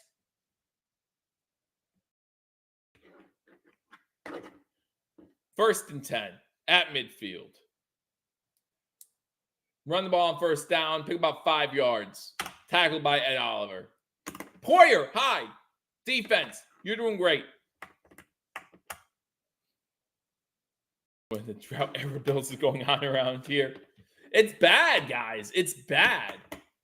And listen, this Denver team, before their bye week last week, won the last 2 games, one of which was against the Chiefs. They're not slouching around anymore. I know the record says 3-5, and their offense is still 32nd in the league. I get all that. They're not a good team, but they're not going to let you stick in games if you're just giving them crap the whole time. That's a penalty flag. That's a flag. It's going to be an extra 15 yards. That's a flag every time. I think it's ridiculous sometimes. He caught the ball. Unless there was helmet-to-helmet contact. So now they're in field goal range. Sutton with the catch. There is helmet-to-helmet contact. That's a flag. There's definitely helmet-to-helmet contact. To me, and listen, I've said this multiple times, and I will always say this. Helmet-to-helmet contact is one of the toughest things to call in football. And I don't blame the officials. I don't blame the players all the time. I don't blame – Williams was the one on a tackle, by the way. When you have 2 players of that size or of similar size and stature, wherever that is. And they're both moving in the same direction, trying to avoid, while one's trying to avoid you, the other's trying to hit you. It's going to happen. And unfortunately, or maybe fortunately, depending on how you feel about it, in the NFL, helmet to helmet is always going to be a flag. Unintentional, intentional, does not matter. If there is forcible contact to the helmet, it's going to get flagged. Wide open. That's Judy inside the 20 to the 15. That's not first down. Poyer in on the tackle.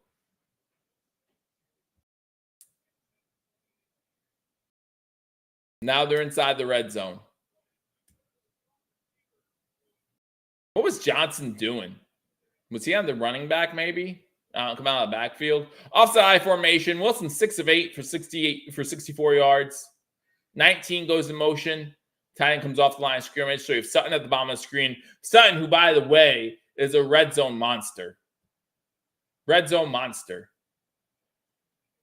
They run the ball on 1st and 10. And he plows ahead for about 4 yards. And again, you're already starting to see it. You're already starting to see this defense unable to kind of stick their feet in the ground. And when they have you at the line of scrimmage, you're not going anywhere. I don't know, Keith, because remember week 4 against the Dolphins, we were all happy. We were all happy with this offense. And this offense hasn't lost anything. We can talk all day about what the defense has lost. This offense hasn't lost anything, injury-wise. Another handoff on 2nd down. This time barely gets anything. Maybe a yard. Going to be 3rd and about 5 from the 10. 8:45 to go in the first half. Bills down 3-0. Denver has the ball inside the red zone.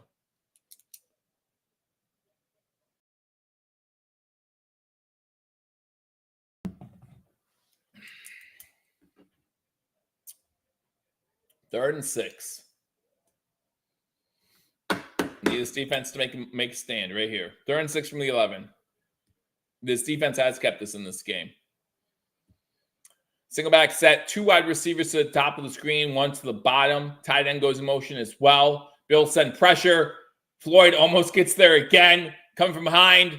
Sutton with the catch, but he's short of the first down. Do they go for it? It's going to be 4th and 2. Do they go for it? Floyd again almost gets there. It's not, MB, it's not about getting right anymore. Like, it's not, this is our team. He still completed. Yeah, he did. 4th and 2. They're putting the field goal unit in. Watch the fake. Like, just don't let them get some fake nonsense on you. Like, it's fine. Give them the 3 points. You're not going to block it. And if you do, it's going to be a penalty. So just don't do anything stupid.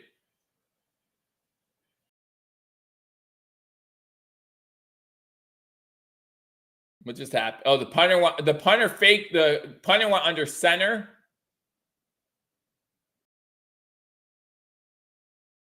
They tried to draw the Bills offsides, which makes sense. It was 4th and 2. Try to get the free first down.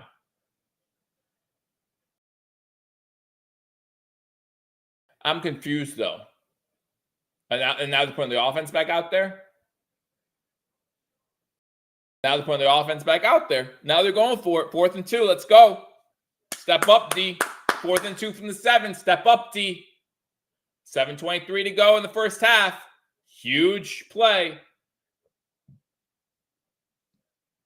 Turk says they will score here.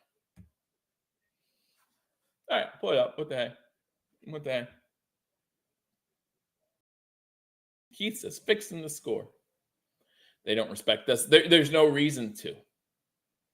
You feel pretty good being up 2 scores, 7:23 to go. This is not the first game this season where the Bills have struggled to score in a whole half. Jordan Phillips back in there, so that's good. Jordan Phillips is in there. Try and get this team pumped up on 4th down.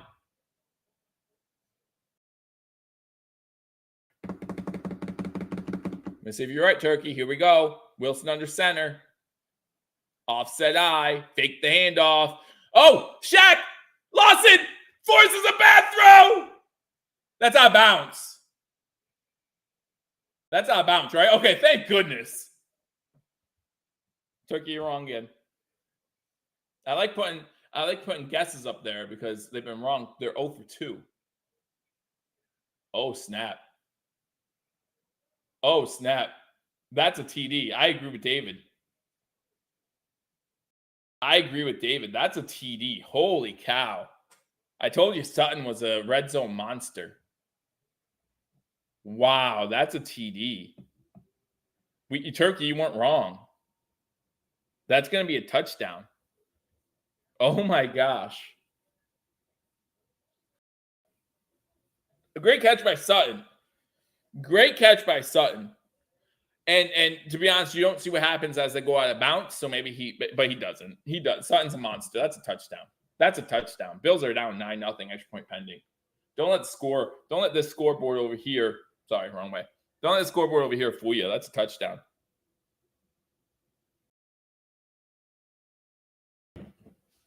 That's nuts.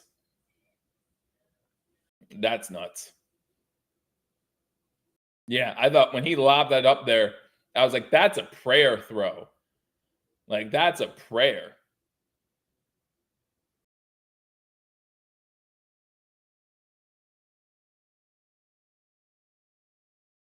Hearing it is bad enough, says James. Yeah. No, it's not touching. When the drag starts, it's not touching the out of bounds line at all. And once he has the drag in there, it can touch after. I think that's a touchdown.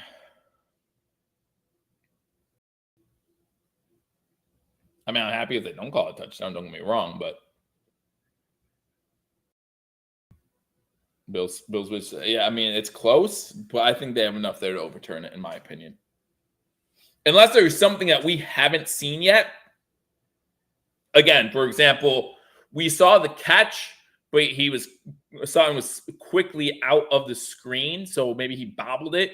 If there's any bobble there whatsoever, it'll be close. I don't think it's touchdown, but it doesn't look like there's a bobble from every angle I saw so far.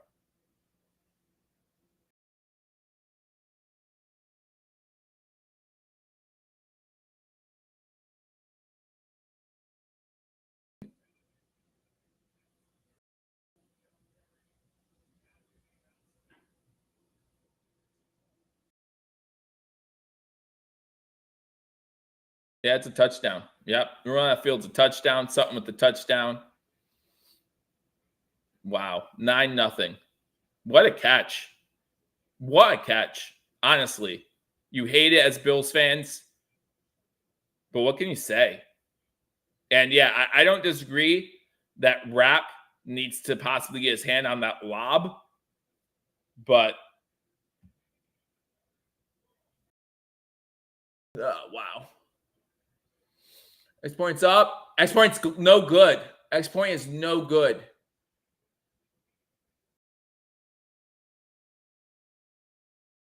Going Sutton's 7th red zone touchdown. So it's 9-0 after the missed extra point. Wow. Again, 53, you're in here. Make sure you hit that thumbs up button. Bill says, this is gross. It is. It really is. It really is. I just want to see points at this point. I'm not even looking at the win. I just want to see points. Can we get points before the end of the half? Can we get points before the end of the half? That's crazy. I mean, Rapp has a long way to go. To be honest, I would blame Wilson for not throwing that ball sooner, but he's under immense pressure almost immediately from Ed Oliver, right? So Sutton's wide open the whole way. The problem isn't Rapp. The problem is Rapp losing Sutton to begin with. Rapp can't really make a play on that ball once it's thrown up. Maybe Dane Jackson can, but Dane Jackson's focused on his guy. 9-0. Crazy, crazy, crazy. Kicks on the way. 7:17 to go. Now the Bills need to do something. Please be a touchback. Nope. Runs it out. He's not getting until the 25. Nope. Take the 3 yards. Please just take the 3 yards. Oh, someone's hurt. This was a great idea to run it out. Great idea all the time to run it out. They're giving you a free quarter of the field. You don't take it. You're dumb. And now players injured because of you. Whether it's you or not, I'm sorry about that. But that's what happens. Why would you ever listen? I don't like the fact that they're trying to get rid of special teams. I don't, but you might as well take advantage of it. Might as well take advantage of it. So dumb, Shakir. Cam Lewis is the injured player. Well, I think they're trying to get rid of special teams. They're giving you a quarter of the field for free. For free. And we have yet to see Shakir is, listen, if you have Devin Hester back there, yeah, take it out every time. I don't care. But has Shakir returned the ball past the 35 at all this season? I could be wrong. But has he? I don't remember it. So is it worth an injury to a already depleted team? Look, I know Cam Lewis isn't the guy you want out there, right? I know Cam Lewis is not the guy you want out there on defense. I get that. But this team doesn't have many options.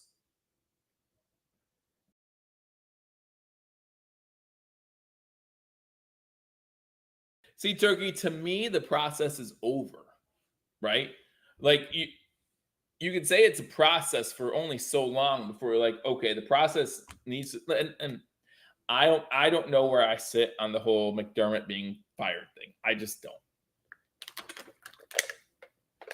You know, I've questioned if a defensive-minded head coach can win the big one in today's NFL. I just don't know how.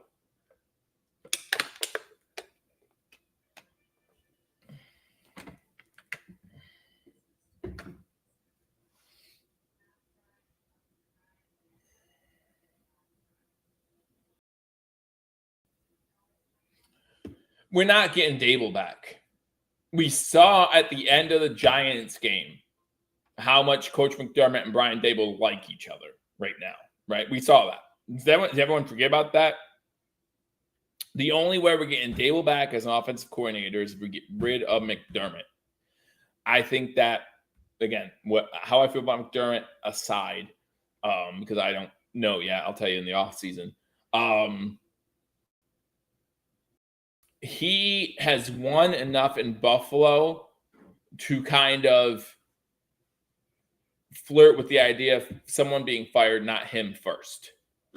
And the Buffalo Bills, for whatever reason, will not fire Ken Dorsey mid-season.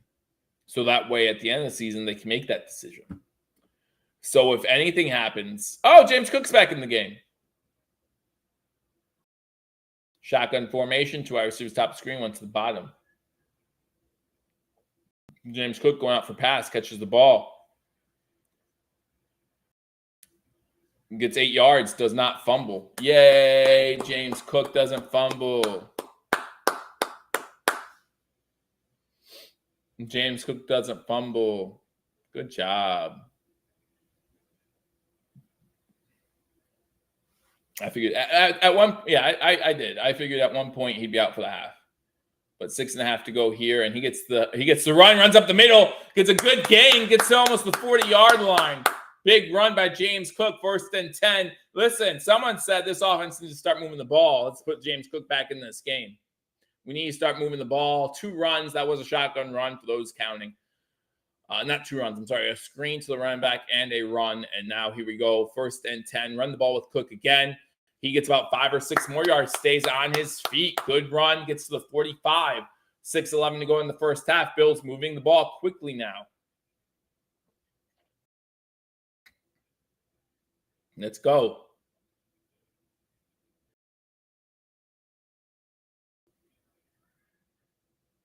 Gets the ball again. Gets to about the 49-yard line. Going to be 3rd and 1. Be 3rd and about 1. Cook coming out. I'm going to put Murray in for this 3rd and 1. Make sure that they have a threat. McDermott, the first one to greet Cook on the sideline. Hey, and that's what you do. You listen, he got his punishment. Let's move on. And that was a good drive starter from Cook. Shotgun formation, run Murray up the middle. He gets enough for the first down. To midfield. 5:15 to go in the first half. All right, here we go. Tripp wanted to fake there to Murray. Hit Diggs because you were going to go for it on fourth down, right?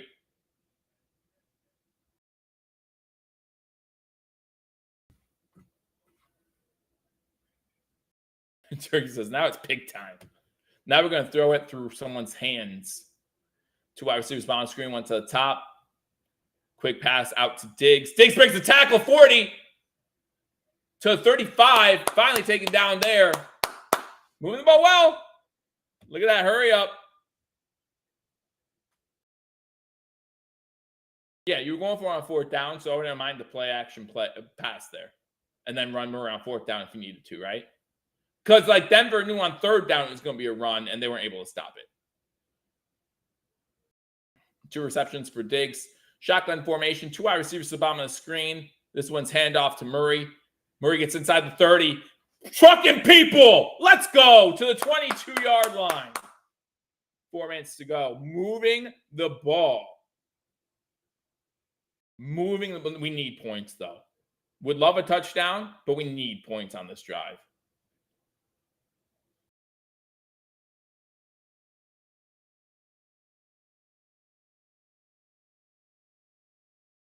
Bills have 78 rushing yards already.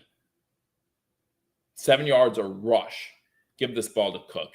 Screen pass to Cook. Cook's open. Going into the end zone instead, and there you go! Answer the dang bell! Dalton Kincaid for a touchdown. Answer the bell. Let's go. 22-yard touchdown to Dalton Kincaid. 9-6. 8 plays, 81 yards, 3.5 minutes. What the hell's happening? Why aren't we running that every single time? Every time. Ken Dorsey should look at that and say, wow, it's easy. It's so flipping easy. Run the ball, get yards, play action, touchdown. Oh, the Bills go for 2 here. That's a false encroachment on the defense, right? The kick is good. There's a flag. I think it's encroachment on the defense. It's not going to matter.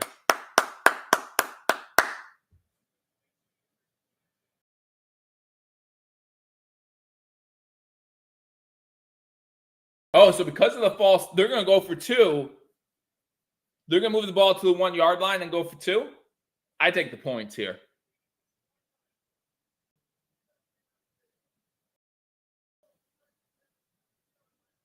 Oh, we are going to go for 2. All right.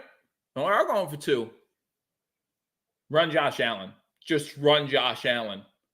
Josh Allen, jump over the line, hand over the ball. I'm hard to show on the camera. Going like this, arm stretched out. You can't stop that. He's too big. You can't stop that. He's too big. Go for 2. I need to hit the over. The over might be dead, man. What is it, 45? 2 for 3 on 2-point conversion attempts this season.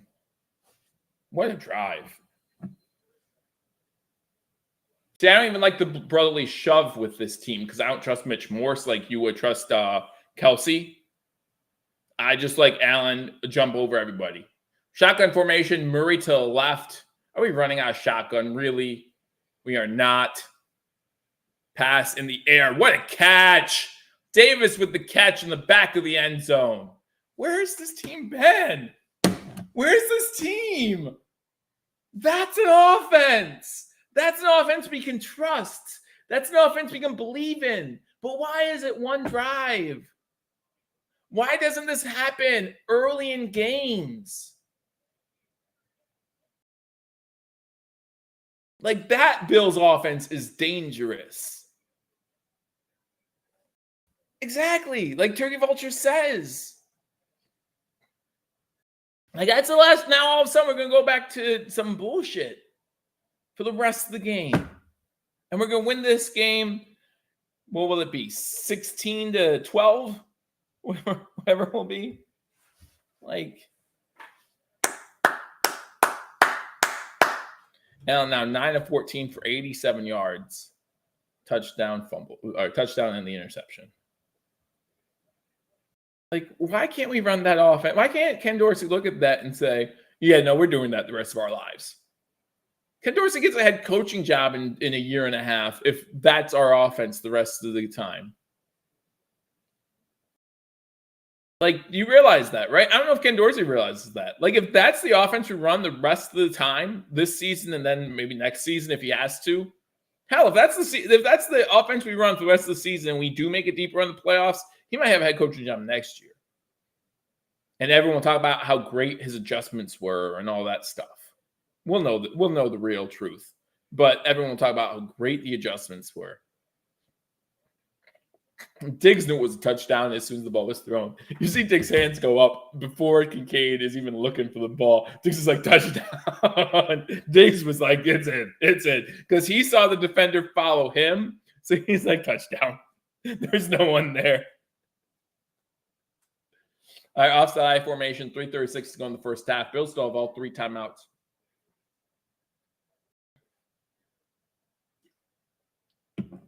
I'm guessing this crowd kind of is starting to make some noise too. Kickoff one in the end zone. I don't know if I said that part. He'll send pressure. Broncos pick up the pressure, and it's a big throw past midfield. It's Sutton with a big catch into Buffalo Bills territory. I don't know how we can send 6, and they only have 5, and we still can't get through. That was a bad blitz. I agree.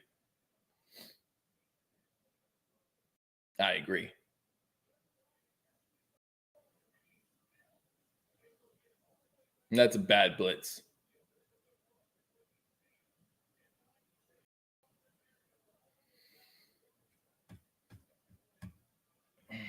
Tackled by Douglas, but well into Buffalo Bills territory. Something with his 4th catch of the day. I already hit that over. So that's a thing. They run the ball on first down. Williams gets about 4 before Douglas is in on a tackle.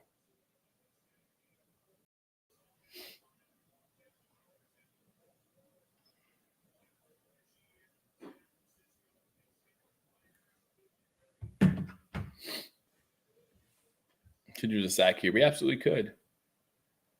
I could use a sack by Von Miller. Remember, I told you before the game I did pick him, and he's a whole separate stat or a whole separate bet. Just him getting a sack is a bet. It wouldn't let me parlay it. So Von Miller getting a sack is just my parlay. Von Miller in on the tackle there stops him short of the first down. Be 3rd and 1 at the 36. 2-minute warning. Turnover would be great here. Yeah, no, it would be. I agree.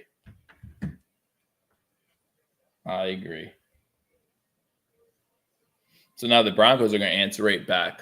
So it's what can this Bills offense sustain a few drives together? I don't think they can. We have no proof that they can since week 4. But can they?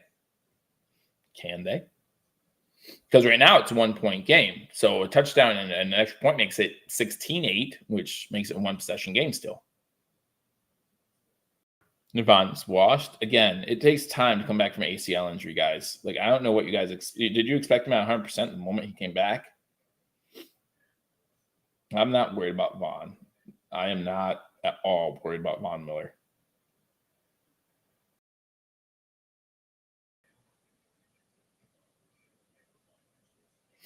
Not at all.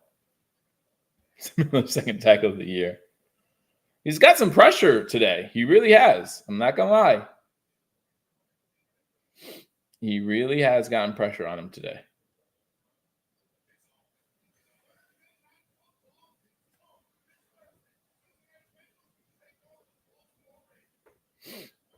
All right, guys, I'm going to join me at halftime as well. I will be live at halftime giving you some updates on the game, my thoughts. Maybe one of the other guys from Hashtag will join me.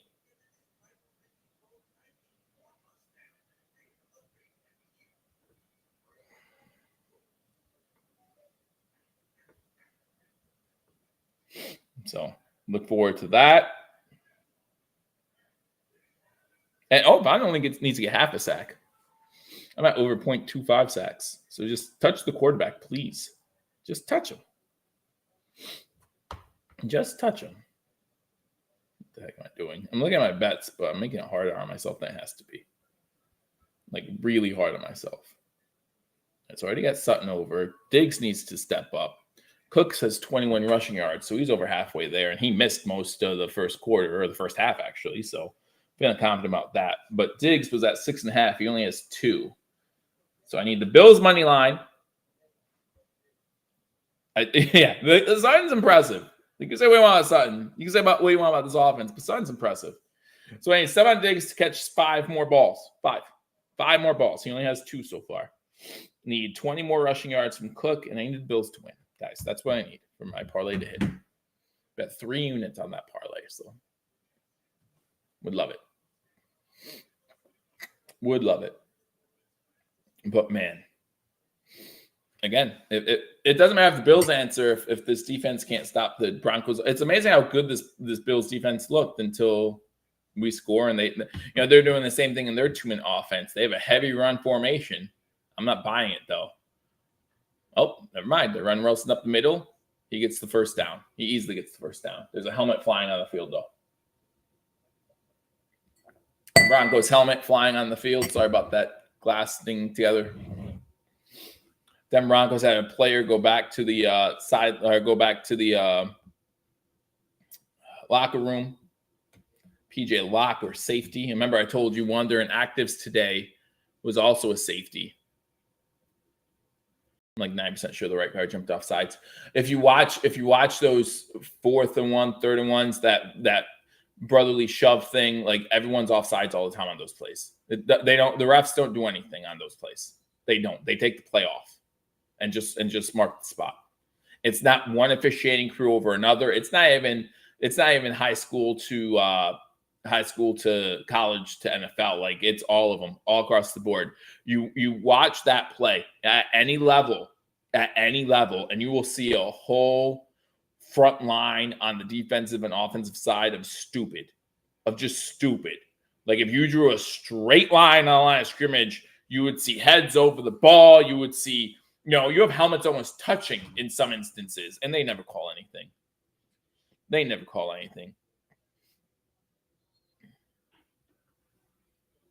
1:15 to go. I'm guessing Denver called timeout. 2nd and 10.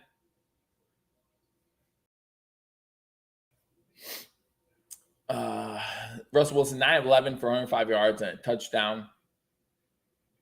Russell Wilson only has 4 interceptions this season. Man, I wish our quarterback only had 4 interceptions this season so far. I would take 8.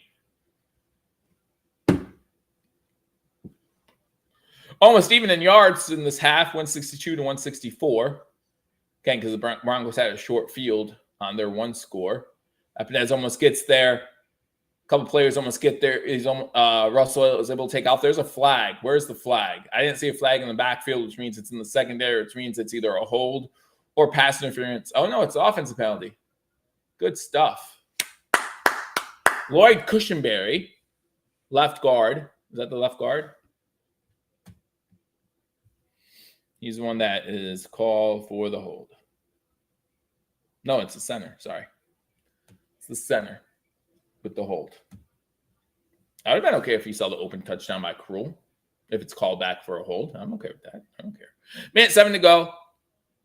Russ is slippery, and it is hard to sack Russ. I think we have 1 sack on him today officially, but it was for no yards. So I don't know if they officially ruled that a sack or not by Bernard. I'll tell you at halftime if he gets credit for it. 107. Now it's 2nd and 20 from the 44, out of field goal range, offset I formation. Uh-oh. Run audible. All the Bills defense comes up to the line to hear the audible. Run the ball. Phillips in on the tackle. A bunch of people on the tackle to the 40. Be a long field goal attempt from here. Bernard slow to get up. Okay, good. He pops up. All right, good. I don't know who their kicker, like with the range of their kicker. Bills call timeout on 3rd and 16. Okay, I'm okay with that. Because if they go for field goal and miss it, yeah, I'm okay with that timeout. You can't keep the timeouts, so Bills have 1 timeout left. So the Bills called the first timeout. Bills want to get the ball back and score. I'm okay with that too. Let's go. Stop them on 3rd and long. Out of field goal range. Yeah, a lot of times they have that red line that says field goal kicker's range.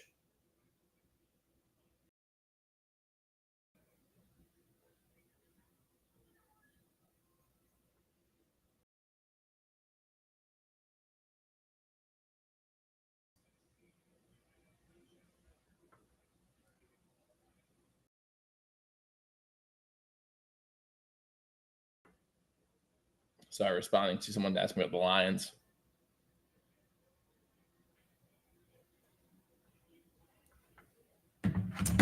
Who's the field goal kicker for the Broncos here? Again, thank you for joining me on this edition of Hashtag Sports, live play-by-play and reaction to the game between the Buffalo Bills and Will Lutz. I don't like his leg. I don't think he has the game. So make sure you hit that thumbs up button. Shotgun formation, 3rd and 16. Bills need to get there. Get some pressure. And Oliver almost gets there. Floyd trying to get there. They catch him from behind. Wilson trying to break out. Breaks out to a 31. So they are in field goal range. The Bills have to call the last timeout. Call your last timeout. Why wouldn't you? He could still miss. Absolutely stop the clock. He could still miss. 47-yarder. I mean, good job by Russell Wilson to get them in field goal range. But Lutz just missed an extra point. So where's he at? Right. Spin and I on the same page. He missed an extra point. So if you already called 2 times to stop the clock, might as well try to stop the clock again. And even if they kick the field goal, you still have, 30, 40 seconds left, even after the kickoff, to get 40, 50 yards. You have Tyler Bass in there. Yeah. Might as well try a 60-yarder with Tyler Bass. Why not? Why not? Here we go. 29-yarder. Yeah, Russ is doing a good job avoiding the pressure. 83% of the season. He makes it. Barely makes it. Squeaked it past the right upright, just inside. 45 seconds to go in the first half. It is 12-8 Broncos over Buffalo.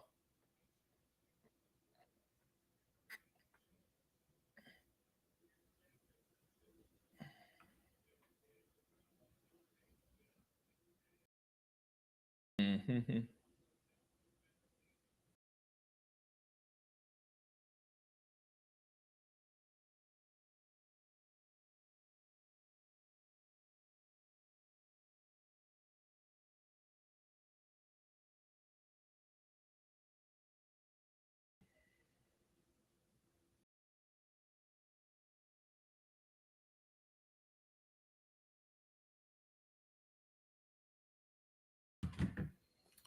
Forty-five seconds left. Should the Bills try to get something done? Bills run some hurry up. Turkey says delay handoff. No.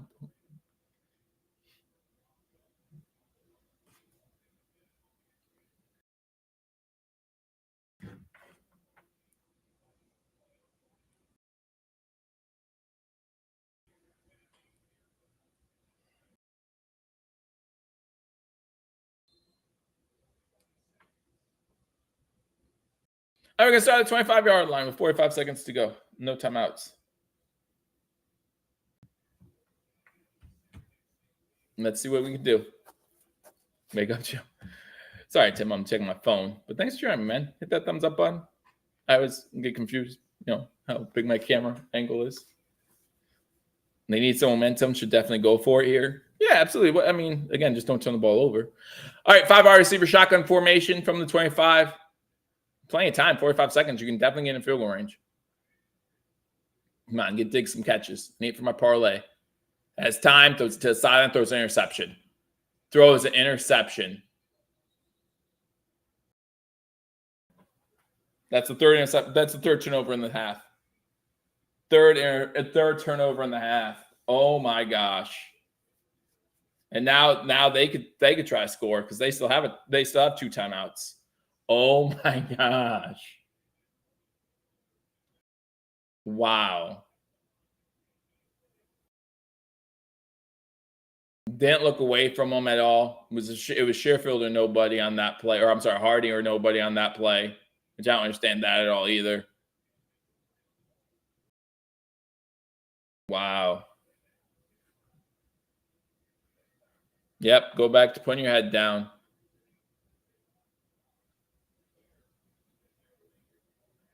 Sixth straight game with interception. Wow. That's actually his second interception of today. I don't know why that stat didn't show up after the last interception. Shotgun formation from the 31. Defense needs to step up again. Screen pass. Blocker in front. Poirier with the tackle. Hope to go down 15-8 at half, right? Hope to only be down 15-8 at half.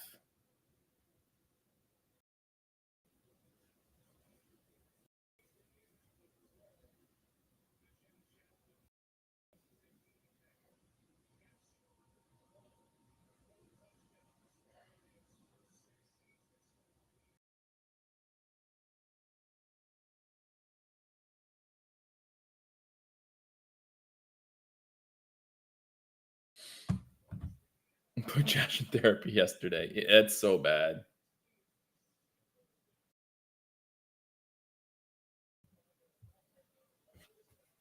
We kind of are stuck with Josh Allen with how much we're paying him for the next 3 years at least. 2nd, 7, 30 seconds left. Denver has one more timeout. And they're not making mistakes.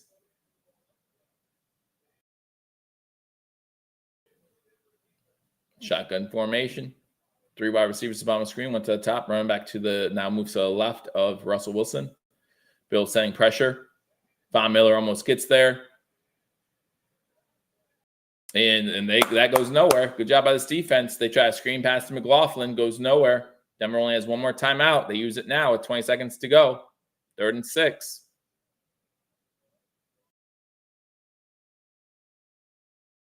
Wow.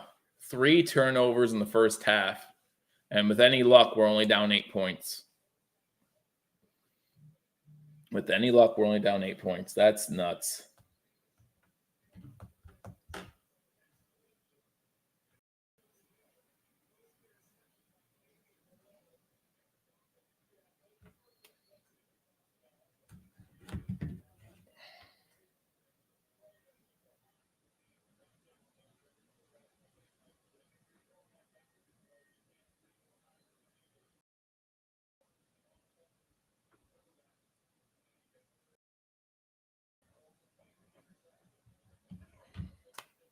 Shotgun formation, trips to the top, one wide receiver to the bottom.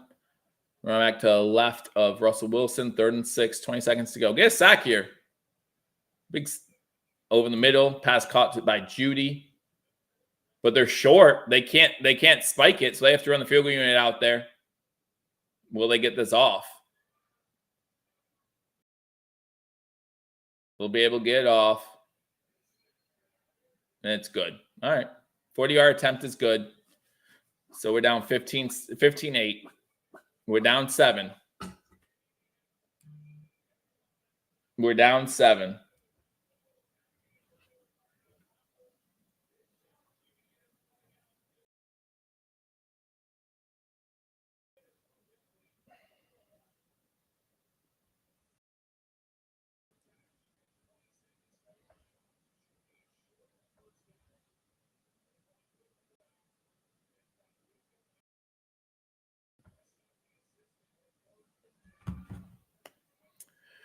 You know what? I'm not too concerned. I still like the Bills' chances to win this game as long as they're on that offense that they ran to get the.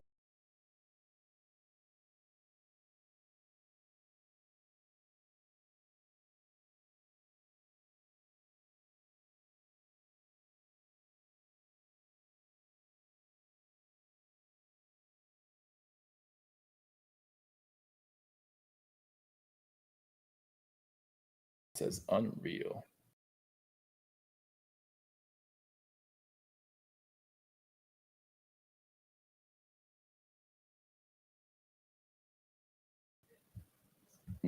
There it is. Hey, I know how to get there. We need to keep feeding cooking, or yeah, we do. Yeah, we do.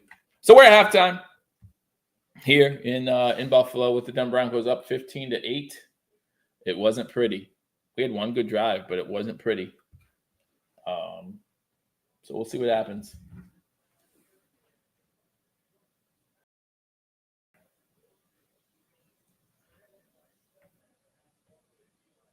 Weird way to get down 7. Hey, Rick, good to see you. Glad that you stopped by. Sorry they have to be at this game. But that was how loud did the stadium get after that touchdown drive? Like, how loud was that stadium? Again, I'm not worried about playoffs. I'm worried about Denver. Why do people consistently look forward like it matters?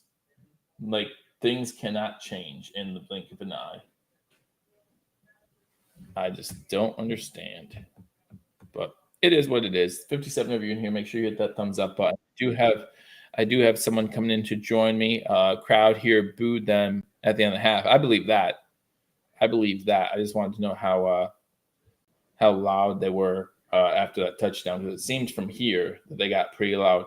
So on the screen, even though it's blank on the right-hand side, Mario has joined us. Although, you know, the blue melon icon is a facial improvement, I will say. Yeah, not as big a forehead. I know. All right, so Mario, before we really get into it, what are your initial thoughts on the first half? Joe, come on. Go ahead. You know, listen, okay. Do you want me to do the gold trim on this pile of shit? Yes, please. 3 turnovers. We're down 7. Yeah, I mean, there's definitely positives to look at in this game. Yeah. I mean, obviously, when they decided to go with their 4-minute offense with like 5 something left, they had a good pace. They were able to drive the ball down the field. They scored in 3 minutes. They were, it was good. Mm-hmm. It was good. And then, you know what? This game is not on Ken Dorsey as of right now. You want to talk about this? The head coach makes the decision to bench players. Your most explosive back that you have on your team fumbles first play of the game. Obviously not ideal. Mm-hmm. But that being said, he really tilts a lot of coverages for you. So not having him in there, that's why the Buffalo Bills offense was stalling a little bit there. And then Gabe Davis not catching it and ending up in the defender's hands. I mean, that's going to count against Allen, obviously, but that one's not on Allen. Well, same thing with Kincaid. Kincaid misses one right through his hands too. That would have converted a third down. He also did. Yeah, that was it's a lot of the stuff where they're pushing and they're trying a little too hard on some of the things that they're doing offensively. But you look at it overall, the bubblegum and duct tape defense is really starting to do some things. As far as you said, usually when you turn the ball over 3 times, if you're playing a team that's as hot as the Broncos have been in the last 3 weeks, you're going to lose and you're going to give up touchdowns, and they're not. That was like an impossible throw and catch from Wilson to Sutton. Yes, that is. I think Next Gen Stats had it at like 3% that's ever going to get completed and everything. Like that was ridiculous. If that's the only touchdown you can get on this team with the defense that they have, that's going to be something. I wouldn't be surprised if the Bills came out in the second half and end up hanging like 21 on this team, for the way that they're playing, because guys are open. They just got to start making the catches. They got to start making the plays. Cook is pissed off. Yes, he is. He ran with a purpose. He did run with a purpose. So, I mean, in this defense I don't see a lot of guys getting open. Like that one completion that everyone's talking about, why can't the defense get home even when they're blitzing? The one completion that he had to Sutton, Douglas, first of all, stumbled, and Denver kept 7 in to block. So if you're blitzing 6 and they have 7, chances are you're not going to get in there.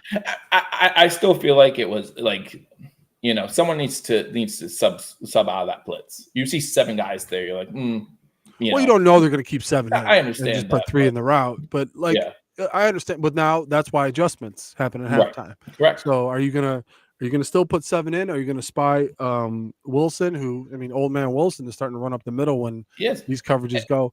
The defensive ends are getting a little too wide. I think that's what's allowing the throwing lanes. Wilson's a little guy. I mean, why are you creating throwing lanes for him underneath? And that's just not good. So one thing to pay attention to that Laisel said during he's actually at the game. He's saying every time they break the huddle, he waits to see where Sutton goes, and Douglas is following Sutton everywhere, which is uncharacteristic of McDermott. So he's making changes to try to cover up some of the things that are going on with his defense. And 15 points off of 3 turnovers is pretty damn good, actually.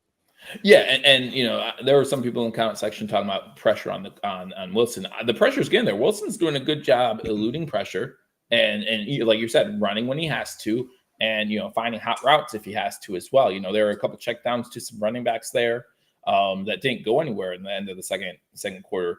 And so I think the Bills are doing a good job getting pressure. I am sick and tired of seeing this Von Miller is washed. Someone commented in the comment section, Von is washed. I disagree. I think that he's 10 months removed from an ACL injury. So at the age of 37, is he? 34, whatever. Still, listen, if I tear my ACL today, I'm gone for 20 years. Like you just like, I'm just gone. I can't even do this anymore. I can't sit here and do games. My ACL's hurt, guys. I'm out. I'm done. I'm a game time decision for yeah, that's right. I'm a game time decision for the next 20 years. And I am not the athletic guy. I could probably live my life without my ACLs and not realize any difference. Yeah, I think a lot of things that are happening. Obviously, the interception that Josh threw at the end of the half, that's on him. Yes, he had Cook open in the flat, and I think there was another receiver. I couldn't remember if it was Diggs or Davis was open over the middle. Well, I don't know if he was open over the middle because I only saw the one half of the field, so you don't know who's on the other side. Yeah, I tried catching the replay as well, but that being said, obviously that's on him. That's what they want to flash that stat all they want. He's second in the league since he's come in touchdowns, but is first in turnovers. That's what you have, Buffalo. I mean, you could sit there and keep complaining about it all the time. You can live and die by Josh Allen. Haven't really seen him run very much, but I did see that the Denver Broncos are keeping a spy in for him, which opens up some things in coverage. So Dorsey, so far, calling a pretty good game. He's got to open up some things down the field for Josh Allen, and he needs to get away from that spy. What the Bills need to do defensively is they need to keep maybe 4 or 5 guys across and maybe expose their safeties a little bit. So you may see some deep shots come from Wilson, and you'll be like, "Oh man, the Bills are doing it again." No. What they're trying to do is they're trying to take away the things that he took in the first half. All those short little dump offs that he had, keeping him in the pocket. Maybe allow that rush to get there. Maybe you get like a 3rd and long, but. We know the story with 3rd and longs with the Buffalo Bills. They just give them up all day. Much better so far this season. Definitely doing well in this game on 3rd and longs. Absolutely. But you are playing the 32nd ranked offense in the league as of now. And I know they are doing better. They just beat the Chiefs before the bye week. They've won the last 2. And they had a bye before they played Buffalo. Right, and so that's the best that they came out with. Right. Like they're doing better, but I still think that again, 3 turnovers. And listen, we talk about Ken Dorsey doing well. The first play, even though it was a fumble, you had 4 wide receivers still inside the field. One of which was James Cook. James Cook gets the ball with 3 blockers right in front of him. Like that's something new that we haven't seen out of a Ken Dorsey offense yet this year. Trying to run some running back screens, trying to get Cook more involved. Even when Cook was, being punished. You saw Murray get a few handoffs, at least on the one drive, the drive that ended with the game. We were moving the ball well before Gabe Davis drops that ball. And it's intercepted. And I like the script that Dorsey came out with, and it seemed to benefit the Bills a little bit. They just didn't generate any points because they had 2 turnovers. So you think that first drive they probably hopefully would have moved the ball. The second drive they were moving the ball. They at least were in position for 3. Right. And, you get that interception and it completely flips the game on its head. And the touchdown, like I said, that the Broncos scored is very, very low percentage things that are going to happen there. And, I understand why the Broncos went for it. I mean, you're up what at that time? You're up 3-0. They haven't moved the ball on you. You're creating turnovers defensively. Why not go for it? I mean, you think the Bills are going to go 90 on you? You don't. So that's why they went for it there. And I totally understand that decision and then benefiting on it. So yeah, I did want to highlight this one count by Jim Tripp, even though it was a while ago. But I don't know if you've been listening, but he says the highlights of this game are the Joe rants. I've been ranting like crazy this whole first half. I've been going nuts. This is like old school. Heel Joe type thing. I love Heel Joe. He's so fun. Heel Joe. He rarely comes out, but when he does, man, like it's funny because it's one of those things when Heel Joe comes out. Sometimes, like I have to listen back and be like, "What did I say? Like, what did I do? Like, did I just shut down YouTube? Like, I don't even know what I did." Literally, the only man since John Cena that everyone would love to see do a heel turn is you, Joe, because you've been so. John Cena can do it. I can do it. Everyone's like, just turn heel, Joe. Just go on this team like we are. This is bullshit. Come on, get on him. That's right. All right, so I'm going to watch the second. Sorry, I'm going to watch the second half. Continue my random tweets. Yeah, be sure to watch out for Mario and hashtag on Twitter, Mario. And listen, Mario, you're doing great with those shorts too, shorts or TikToks, either way. Oh, thank you, Joe. He's running those like crazy, doing a great job. So if you're not following us, follow hashtag sports on Twitter or on what's the one I just said, YouTube or TikTok. Be sure to do that. But yeah, we'll watch the second half. Are you guys doing a post game tonight? Do you know? Absolutely. Are you kidding me? Good. Yeah, I can't hold Paul down anymore. He's wiry. It's crazy. He's right. So hashtag Nation, thank you for listening to Joe's play-by-play. Make sure you stay tuned for the second half with Joe, and then Paul and I will be doing the post game tonight. If you guys are gonna feel like staying up late and talk about this debacle, 63 in here. I better see 63 likes. Joe, you're doing an awesome job as always. Thanks, sir. And I'll see you at the end of the game, brother. All right, take care, buddy. All right, bye. All right, so thank you to Mauro for coming in and helping me do a little cleanup duty during halftime, so that way you guys don't have to listen to me the whole halftime. But I do want to get some stats in here before the second half begins. Again, Denver is going to get the second half kickoff to start things off. Statistically, again, pretty even actually as far as team stats go in the first half. Unfortunately, you have the 3 turnovers, which really put things in Denver's favor. But Russell Wilson, 12-14, smart decisions with the football, checking down when he has to, all that. 114 yards, 1 touchdown. Josh Allen, 9-15, 86 yards, and the 2 touchdowns. He does have 2 interceptions, the 1 touchdown to Kincaid. Beautiful pass in the corner of the end zone. Javonte Williams has 12 rush attempts, 43 yards. Latavius Murray, 6 for 54. But again, Buffalo Bills also have good numbers from James Cook after he came back in the game. And then Cortland Sutton receiving the ball, 4 receptions, 47 yards, and a touchdown. Kincaid, 3 receptions, 35 yards, and touchdowns, leading receiver. Time possessions, the big number for me. Denver, 18 minutes and 15 seconds to Buffalo's 11:45. Right now, penalties, 5 for Denver, 3 for Buffalo. Pretty decent game as far as discipline. Flow of the game hasn't been interrupted too badly by the penalties that are being called. 2 punts by both teams. The Bills did get credit for that 1 sack on Russell Wilson. That will go to Bernard. Denver calls for a fair catch at the 5, so they will start at the 25-yard line. First downs, 10-8 in favor of Denver. Third down efficiency, Denver 3 for 9, Buffalo 2 for 5. Fourth down efficiency, the Denver Broncos 1 for 1 on that touchdown to Cortland Sutton. Rushing yards, 71 for Buffalo, 71 for Denver, 78 for Buffalo. Passing yards, 114 for Denver, 88 to Buffalo. Total yards, 185 to 164 in favor of the Denver Broncos. Again, as Mom says, make sure you hit that thumbs up button as the second half begins. I want to again thank Mario, 61 of you in here. Let's have a good second half by the Buffalo Bills. It starts with this defense, hopefully trying to turn the ball over and reset the script for this game. As Russell Wilson comes out, getting ready to start the second half. Again, Denver's going to start 1st and 10 from their own 25-yard line, going from left to right. On the screen, 2 wide receivers about my screen and a tight end. Tight end goes motion to the top. They're going to run it with Williams on first down. He loses a yard, maybe gets back to line of scrimmage on that play. Bernard in on the tackle along with Rousseau. So it's going to be 2nd and 10. 2nd and 10.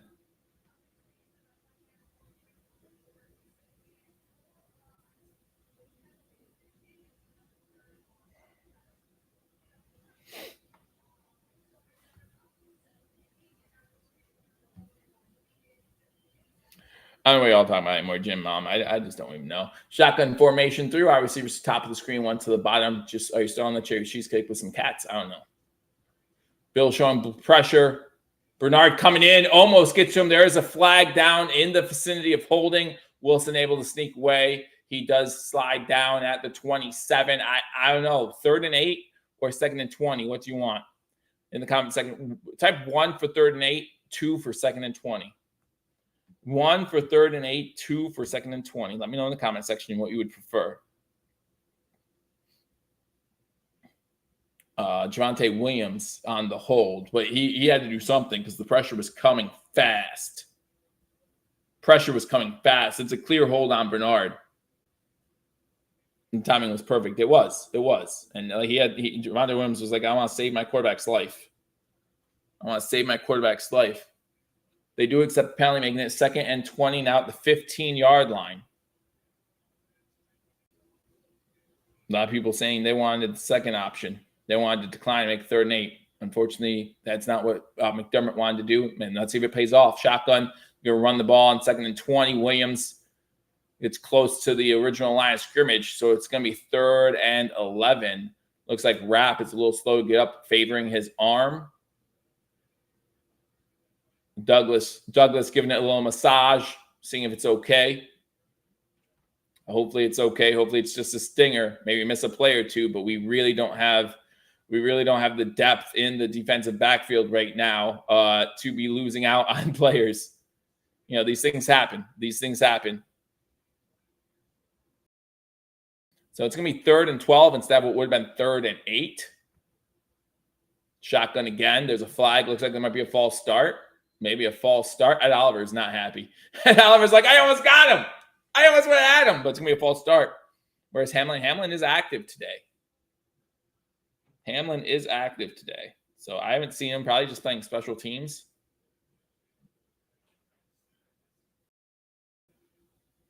Third and 17. Second game in NFL history with a 15-8 score at halftime. And the first one was Denver versus Buffalo in 1961. This is the second game in NFL history with a score of 15-8 at halftime. And they've both been Denver versus Buffalo. That's crazy. That's a great stat. I love that stat so much. We need to go off the field. Absolutely, we do. 3rd and 17. Or get pick 6, and then we have to stay on the field. I'm okay with that, too. Shotgun formation. 2 wide receivers to the top, 1 to the bottom. Looks like a tight end to the top as well, but he's staying in the block. Bills send pressure. That looks like a hold there. But Russ has to run again. The penalty would be declined anyway. It's going to be 4th and 11. Bills with great downfield. Denver won that game. I think they said it was 22-20. I forget what the score said. Denver won the game, and I saw they had 22 points. I forget what Buffalo had. But Denver won that game back in 61. So we owe them one. All right, 3 and out for the Broncos. Good job by this defense. Russ cannot be sacked. He's doing a good job eluding pressure. Big punt. Might have outboomed his coverage, though, at the 15 to the 20. There's a flag down, 25-30. So this return won't matter. We're going to start inside our own 10-yard line. No, it's on the kicking team. 10-yard penalty from the kick. Great field position. Then we're close to midfield. Holding on Washington of the Broncos. And we're close to midfield already. So great job by this defense. The white hat had it. Vinovich had it. If you include the penalty, that was a great return, man. If you include the penalty, it was a great return. It was a great punt. Problem with a lot of long punts, like 60-plus yard punts, is a lot of times they'll outkick their coverage, right? And so what that means is that the kick is not high enough in the air for the defensive players or the special teams players to come down and cover the punt. And because a lot of your long punts are low line drives. The worst punts are short line drives, right? We hope we don't see any of those from Martin. We actually hope we don't see Martin at all in the second half. We hope that he stays on the sideline and the Bills put up a clinic in the second half. That's what we hope for. Bills get the ball. It's going to be 1st and 10 at the 40-yard line after the penalty. 12:09 to go here in the third quarter. I need 20 rushing yards by Cook. I need 5 receptions by Stephon Diggs. I think I said. Did I say 5? I'll take 5. I know 5 would get it done. Yeah, I think I said 5 because he only had 2 in the first half. And I need a sack by Von Miller. But yeah, definitely Trick says first down Hail Mary. Do you want a first down Hail Mary, or are you saying that that's what this offense will do? JA says the tide has turned. I feel it. You know what I want? I actually want a long drive. So this defense, even though this defense just rested at halftime, again, you look at time possession, clearly in favor of the Broncos. I want a nice 6-minute drive ending in points. Preferably a touchdown to tie this game up. And that's what I would prefer.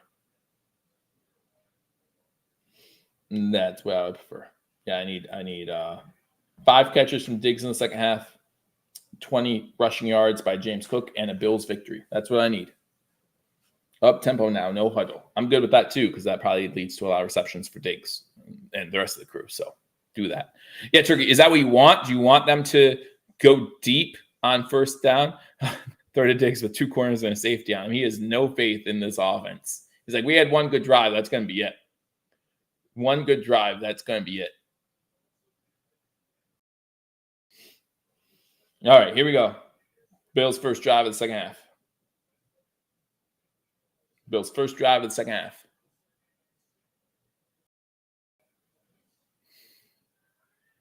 Shotgun formation, fake handoff to Cook, quick pass deflected at the line of scrimmage. That was intended for Gabe Davis. 79 Allen on the deflection for Denver. Got his hands up, and that's what you do, guys. Wasn't a Hail Mary, Turkey. It was a pass out shotgun, but it wasn't a Hail Mary. That's what you do. If you can't get to the quarterback, you get your hands up, right? 4 wide receivers, 3 to the bottom of the screen. Diggs, the slot guy. Trying to figure out ways to get him involved more. Diggs drops it. Diggs needs to catch that. Quick out route to Diggs, incomplete. He needs to catch that. Like, it's so bad. Spin says, oh, now Diggs can't catch. And when Allen's going to start not trusting some of these receivers, he's going to force the ball. That and we all know what happens when he forces the ball. Shotgun 5 wide, 3 to the bottom screen, 2 to the top. I don't expect much.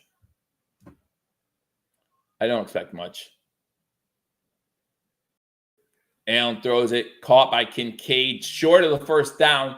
1 to go for it, 2 to see. I'm saying go for it, but 1 to go for it, 2 to punt the ball away. It's going to be 4th and 2, close to midfield, about the 46-yard line. 1 to go for it, 2 to punt. I mean, their offense is staying on the field. They should go for it. I think this is the right call. Shotgun formation, 2 to the top, 1 to the bottom. Kincaid now goes in motion to the top, so he's up there too. Looking Cook's way. Allen's going to be able to run, escape, try to create downfield on 4th down, incomplete. Overthrow Shakir, and Denver's going to take over. A lot of runs from Jim Tripp. That was about it. He had Shakir too. Shakir was open.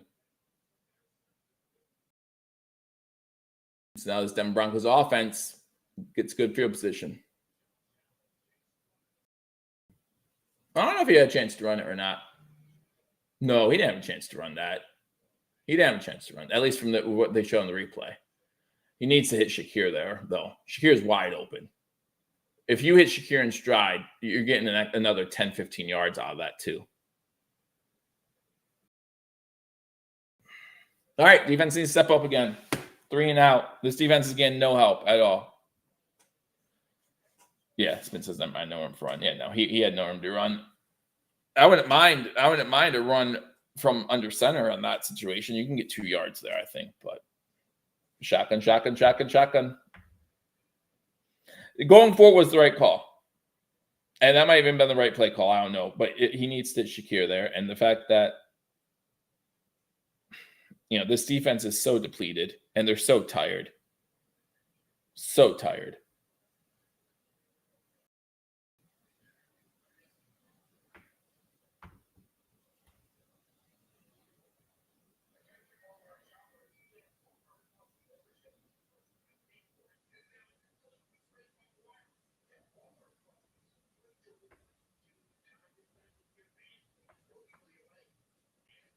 But what can you do?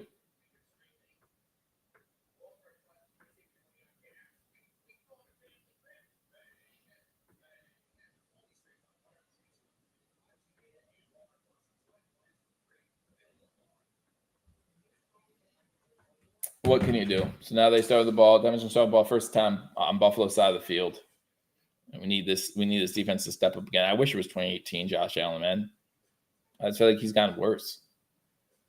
Like at least 2018 Josh Allen had that eye of the tiger, right? Like that willingness to want to improve. Every time, and I rant about this in the first half. Yes, Jim. Every time the Bills have come off the field, instead of talking to his other offensive weapons or talking to the offensive line, which he's done so many times in the past, he goes and sits down on the bench and looks at his pad or just puts his head down. He's so dejected. And again, that's on him.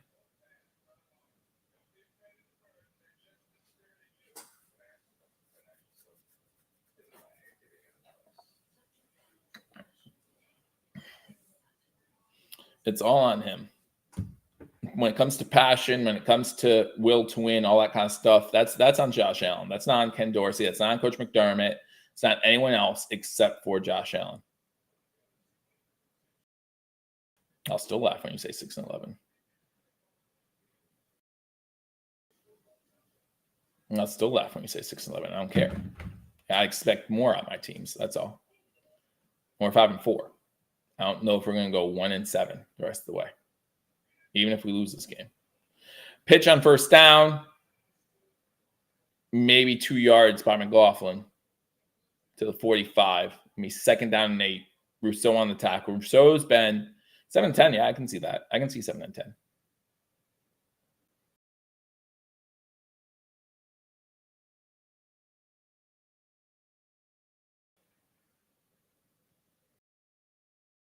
But yeah, I mean, again, I think that's the right decision to go for it. I mean, they've only scored 1 touchdown. As Mario and I talked about halftime, it was a low probability throw on 4th down that they scored a touchdown. So 2nd and 8, they're not exactly moving the ball well either. 3 wide receivers top of the screen. Bill show blitz. They get out of it.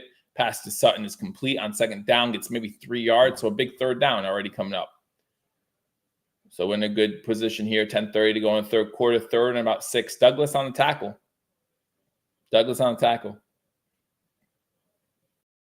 Yeah, right. We didn't run the ball 1 time. 4 plays, we didn't run the ball 1 time. We're going to run the ball on 4th down. I would have trusted.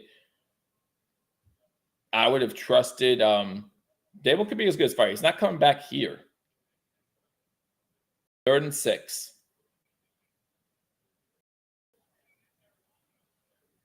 It looks like the Broncos are going to call their first timeout already. Yeah, Denver calls their first timeout. So that's big too. 3rd and 6. We need to stop here, guys. Need to stop here. As Sean Payton, coach of the Broncos, sets up a play. But remember, guys, if we stop them and they gain 4, they're still going to go for it on 4th down. Because I don't think they're quite in field goal range for Will Lutz. They're close. So we'll see what happens. But Cortland Sutton, 5 receptions, 49 yards. Again, 90 receptions from Diggs in a hurry now. In a hurry. And yards from Cook in a hurry. And a win, which is the most important thing.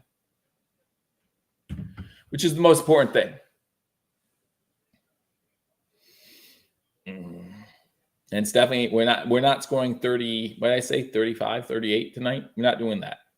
Definitely not doing that. 23 points with 10 minutes to go in the 3rd quarter. What was the over? 40-something? We might still hit the over. If we hit the over, the Bills win this game.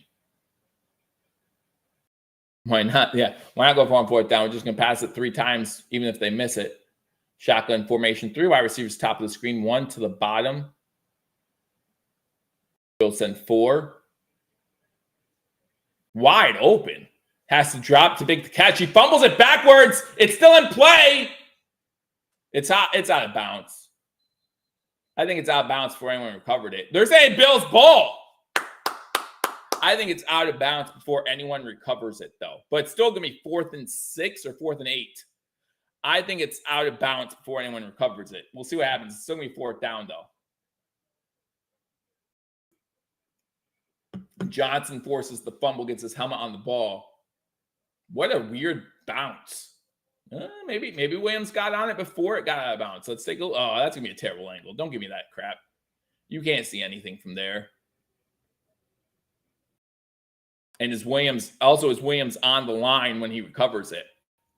But they're saying it's the Bills' ball. As of right now, it's Buffalo's ball. We know they're all reviewed. So huge play by Teron Johnson. Again, even if it's not a fumble recovery by Buffalo, it's still a position where you probably have to punt the ball. But from here, at this moment, it looks like Buffalo ball. And I'm going to take that.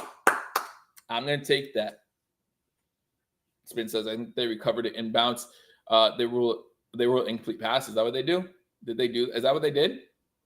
Did they or Spin saying I was gonna say, because I know my computer's a little behind sometimes, or my TV's a little behind sometimes. So man, Jim says, God bless that Buffalo defense. All the bias make it hard to overturn. I agree, David. Okay, thanks, Finn. Give me a heart attack there. Guys, I don't know how much ranting I'm doing. Like, as I'm talking here in the second half, and again, if you guys were me in the first half, I did a lot of ranting, yelling. Like, as I'm talking here in the second half, I need hot tea right now. Like, I just don't know what happened to my voice after the first half. I'm just saying Bills Alexis. But man, I need some hot tea already. My voice isn't what it used to be. It can't last the long yelling sessions anymore, apparently. Maybe I'm done ranting. Maybe I can't turn heel. Maybe I can't turn heel because my voice can't take it. I'm a game time decision for next week already. Next week, 425 against the Jets. I will be right here. Probably start around 3:55, which means I'll keep you up to date on all the close 1 o'clock games going on. And it's sad that the D is the strength of this team. It's not sad that the D is the strength of this team. In my opinion, it's sad that the D is the strength of this team by such a huge margin. Like, such a huge margin. If the Bills win this game, it's hung up on the defense once again. Josh, what was it, the Giants game? Josh at the end of the game said, we owe you one defense. No, you owe him a couple at this point. But the D is definitely, John, you're right. The D is definitely keeping us in the game. And now it's time for the Bills to take advantage. Strike while the iron's hot, and the Bills have good field position right here to strike while that iron's hot, and maybe only hitting the really tries. Yeah, it seems that way right now. It is still under review. But again, my opinion on reviews. Here's my opinion on reviews. If you don't know in the first 2 minutes, the play stands. If you don't know in the first 2 minutes, in fact, I believe at one point, supposedly, I don't know if it actually was or wasn't, but supposedly, yeah, it does stand. Supposedly, there was a timer, right, where you had 2 minutes to decide. And that's the thing I don't know. I wish, kind of like the XFL, I wish that we could hear what they're talking about in the reviews. Because just because the decision took only 2 minutes, you still have to figure stuff out. Where's the ball? Where's the clock? Things like that. So if you have 2 minutes to make a decision, then it's still okay. Well, how long did it take for you guys to figure out the clock situation and what down and all that kind of stuff? Under center on first down goes to Cook. Cook inside Denver territory, already inside the 45, gets a first down gain of 11 by James Cook. And it's going to be another first down for the Buffalo Bills. 9:40 to go in the first quarter. I appreciate that, Jim. I appreciate all of you guys for liking this stream. 50 of you watching here on YouTube. 48 likes. That means 2 of you ain't liking it. And that's okay. That's okay. I still haven't impressed you enough. You're not impressed. Okay, fine. Shotgun formation because we ran the ball on first down, not from under center. James Cook bouncing around the backfield, able to move forward for what looks like 3 yards, maybe 2 yards. Going to be second and long 7, short 8, depending how you look at it. Second and 7. They're giving him 3, which is great for if you have him in a parlay like I do for yards. Now, luckily for me, I adjusted his yards. I said I only put at 40, so I'm happy about that at this point. But I still need Diggs to get some catches. Now Diggs is so open, it's crazy. I don't understand shotgun formation. Pump fake, going deep, has a man. That's Shakir getting it to the 15. Here's why I don't understand. And in this instance, it works in the Bills' benefit. But when you get out of the huddle and your number one receiver has a defender 10 yards off the ball and he's the outside guy, why wouldn't you hot route that thing to give him ball right away? He's getting a free 6 yards before he's even touched. I don't understand. I'll never understand that. If they're playing off so much, some teams do it. Cook gets the ball at the 16, gets to about the 14 before he's wrapped up. Does not go down though. So that's cool. That's always cool.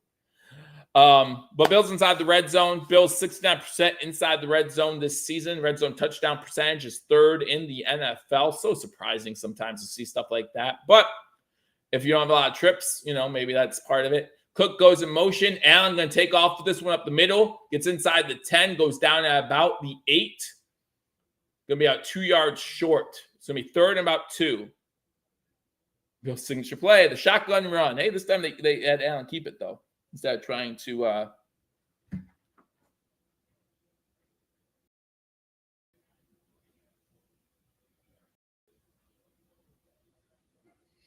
All right.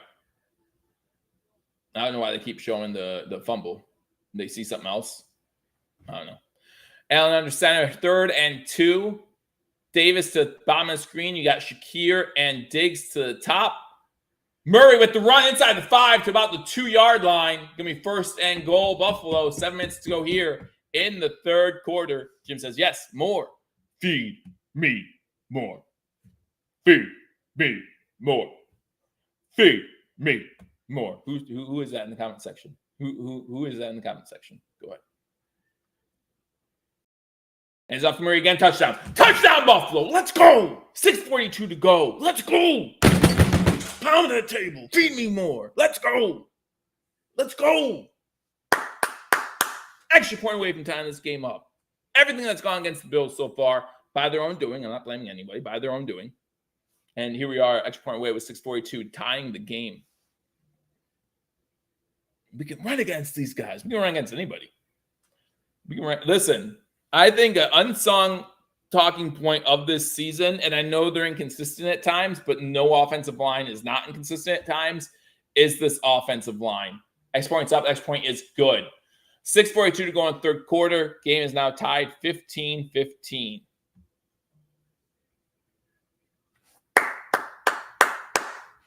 All right, naysayers, where you at? All right, naysayers. Where you at?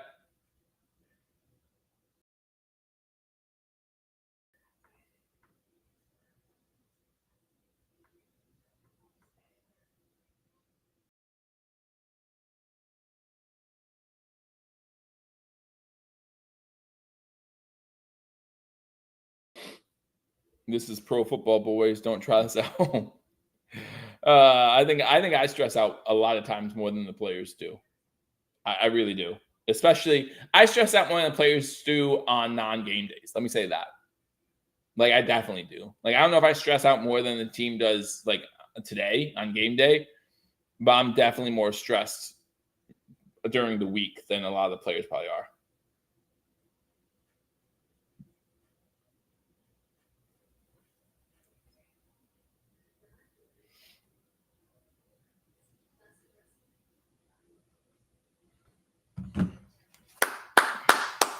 Good drive, capped off by Murray. So I just need Diggs really to step it up, get some catches for my parlay. Parlay. And I need Von Miller to get a sack just on by himself. Just for all those reasons.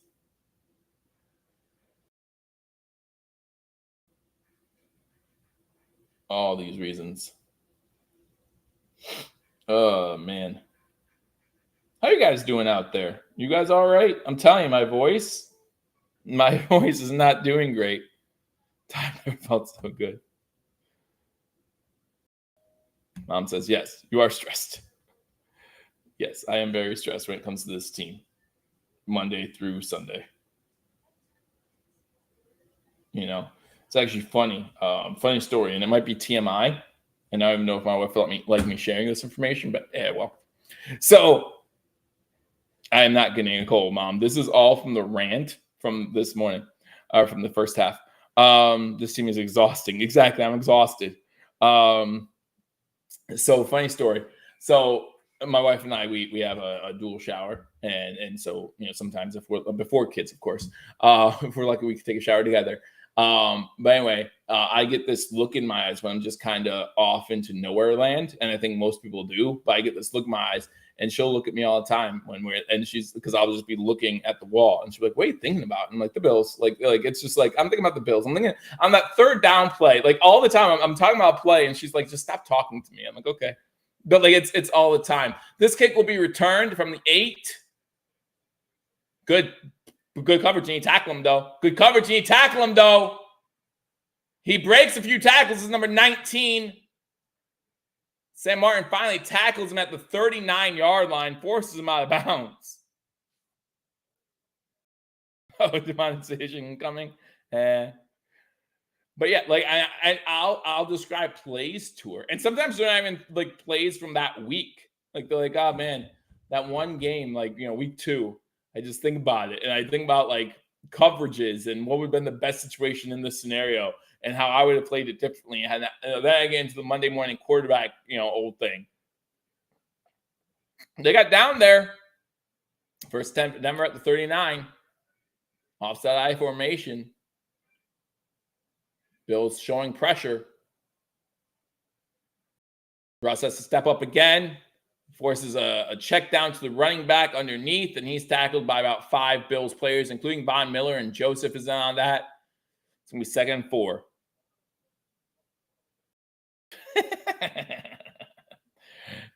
D. Robert finally says, well, he tried to say Ryback. Trying to say Ryback, but it came out with a V. Ryback isn't spelled with a V, but that's okay. All right. The Broncos have 3 takeaways, have 6 points off those 3 takeaways. The Bills have 1 takeaway, have 7 points off of it. So 2nd and 3, 5:50 to go in the 3rd quarter. They're going to run the ball out of shotgun here. So we're not the only team to do stupid things. And it gets maybe a yard, maybe 2. They might be gracious, give them 2, but it's going to be 3rd and about 3 for Denver. 3rd and a short 3 or a long 2. You decide. You decide. Tim Settle on the tackle. Hey, Sean loves football, man. Sean loves football. Now, it's mostly Saturday nights that I have him up. Well, I have him on my lap. Whether he's asleep or awake is another story. Watching college football. Because normally I don't stay up late on Sundays or Mondays because, some of us have to work, right? Shotgun formation. 3 wide receivers to the bottom of the screen. They fake the handoff. Russ has the first down. Easy. Easy first down, forced out of bounds after getting about 6. Bernard forces him out. 5:02 to go in the 3rd quarter. Denver has a first down close to midfield. J.A. wanted the D to get Wilson there, and they did not. Offense owes the defense of Baker's dozen at this point. Yeah, they owe him a lot. Russell Wilson, 15 and 17 tonight, 120 yards, 1 touchdown, 32 rushing yards. Still very efficient. Not a lot of yards, but very efficient. Single back set for the Broncos. Get the handoff here. Tries to bounce outside. Missed tackle. Or at least wasn't able to wrap up and tackle at the line of scrimmage when Johnson made the contact. And he's able to get 5 out of it. So it's going to be 2nd and 5. 4:20 to go in the 3rd quarter. Broncos now moving the ball. Williams has 16 rushes for 65 yards. Or I'm sorry, 56 yards.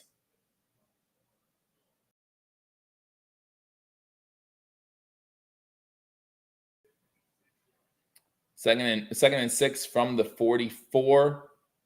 Fake the handoff, trying to get to Russell Wilson. Unable to at first. Coming back a little bit. Sack! You wanted that sack. It's Rousseau. Finally getting that sack.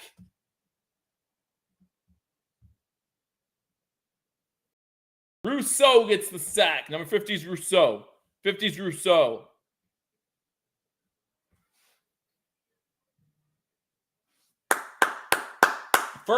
Second statistical sack of Russell Wilson on this game in the game, but first one with negative yards.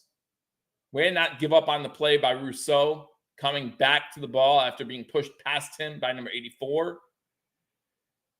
So that's 3rd and 12. 3 wide receivers behind the screen, 1 to the top, Russian shotgun. Pressure coming once again. Gets to rush again. This time it's Epineza. 2 sacks in a row. This is the team we want. This is what we want. This is what we want.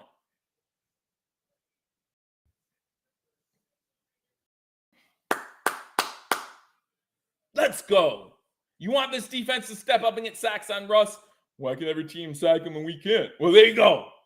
There you go. Back-to-back sacks. You just need to ask for that sooner. Why didn't you say something sooner? Punt in the air. Again, this one's going to be fair, caught at the 11. So good job by the Denver punter, not punting it straight into the end zone this time. Bills take over.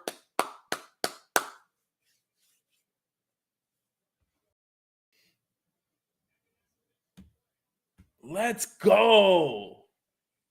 Listen, this defense is.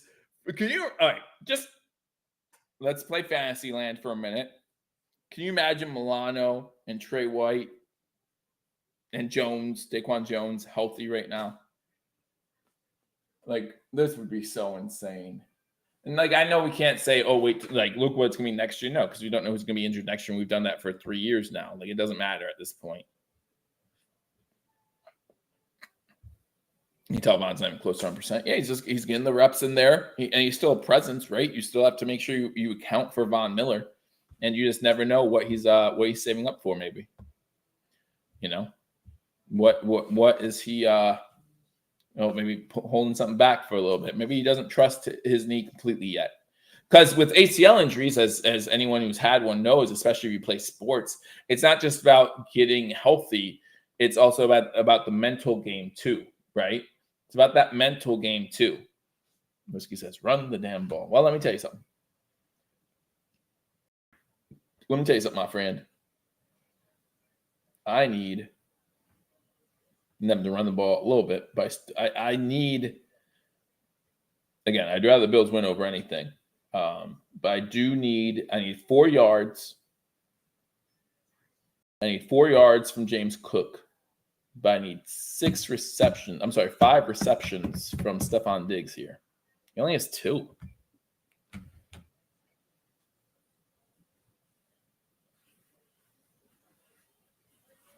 I hope Von steps it up. Again, we'll see. I'm looking forward to, if the Bills make the playoffs, what does Von do for us in the playoffs? Like, that's like all this regular season stuff I don't care about. We're at the point as a Bills fan base, and it's proven by how mad we were after every loss. We're at a point as a fan base where we expect playoffs, and maybe that's unfair. I don't know.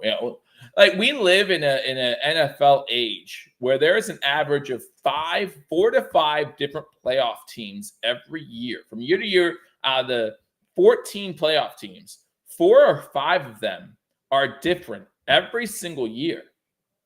So to make it for 3 years in a row, and I know other teams are doing it, and I'm not saying I want to stop. I definitely don't.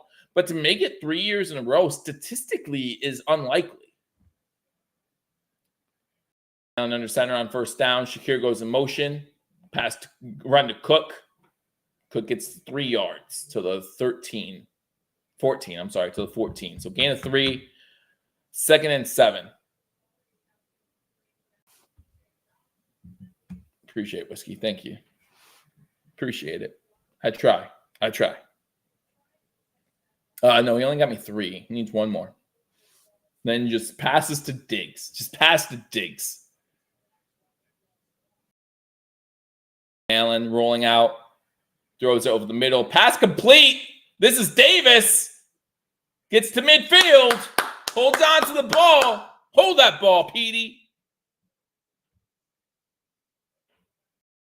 Yes, we have the Jets next week. 4:25. 4:25. That's why we're having the dinner at our house, or the lunch at our house. We talked about that, but that's okay. That's all right. I'll remind you. Yeah, that's why we're doing it here, because the game starts at 4:25. Because we're having a family dinner next week for our kind of like Thanksgiving. But I'm still joining you guys. James Cook mishandles the handoff, and the Bills turn the ball over again. Are you serious? Are you serious?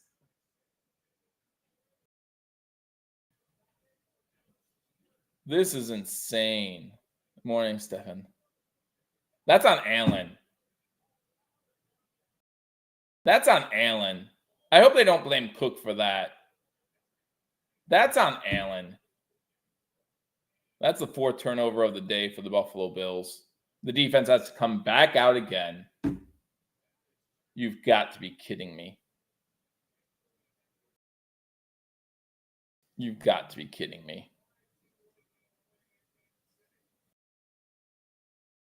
4 takeaways now. Again, I really hope that's not on James. I mean, statistically, I don't know. That's on Allen.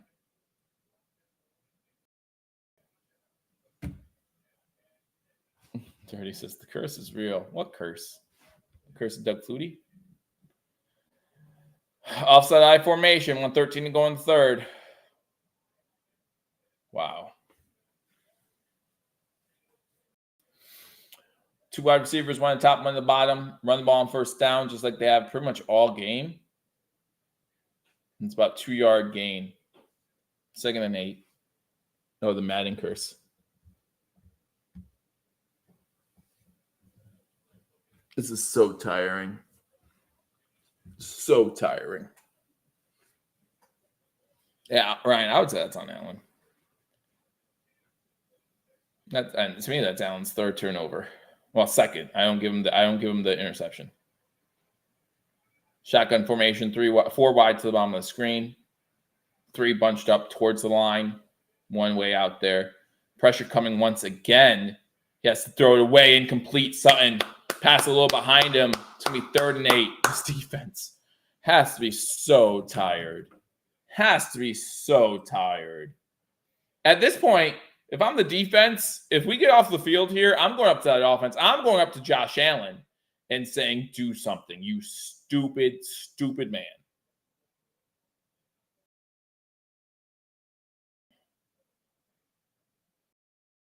All right, 3rd and 8. Come on. This offense hasn't done much against this Bills defense. Really hasn't. Wilson shotgun, 3 wide receivers to the bottom screen, 1 to the top. Pressure coming. Rousseau trying to get there. He's being double teamed. Quick pass out to Sutton. But the pressure, Johnson's right there. Let's go. 4th and about 6. Let's go.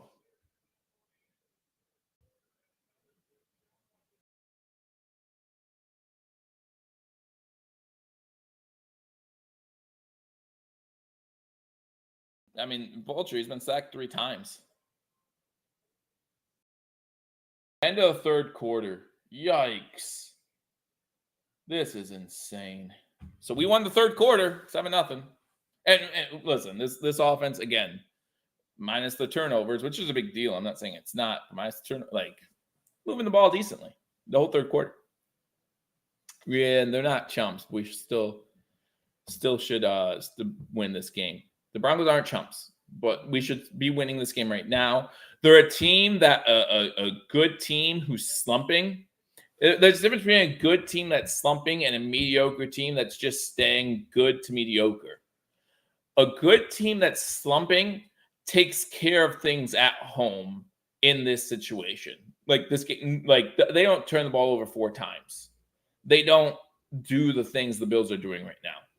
The Bills are a mediocre to good team right now.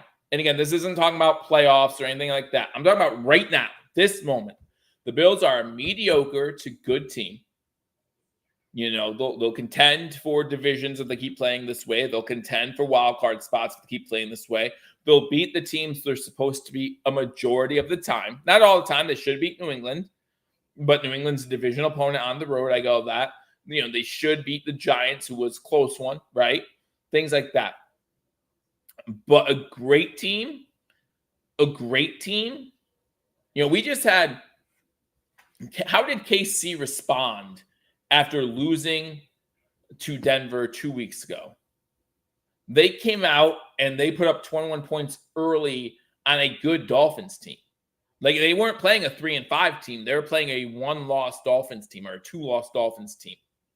And they put up 21 points in the first half. And I think it was the first half of the 2nd quarter, they had 21 points. Now it stayed at 21, but that was against a good team. This is against a 3-5 team who's feeling confident. I get all that. But I just think that, I just think that this is the type of game where if the Bills were a up there contending team right now, not saying they won't be by the end of the season. You guys can all speculate that. That's what you guys love to do.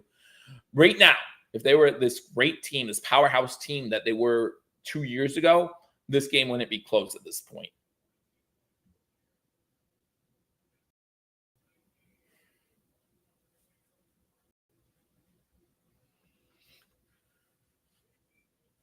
All right, 15-15, start of the 4th quarter. And I think at this point, the momentum still leans towards the Buffalo Bills after another forced 3-and-out. Watch the fake punt. All right, good. Good. This is again punted away. Don't fumble it. Fair catch call for it at the 11 again. Smart, fair catch.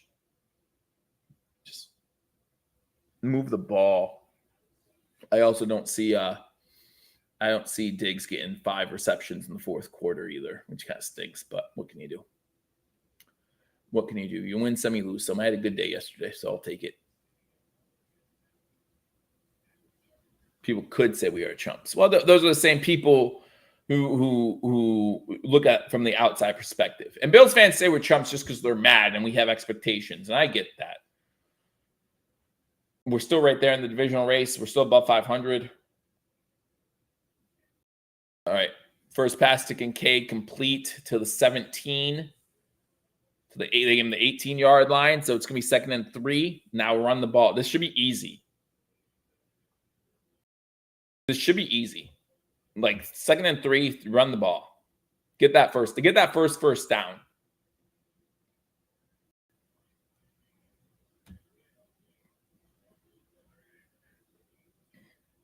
And they run the ball. Murray, first down.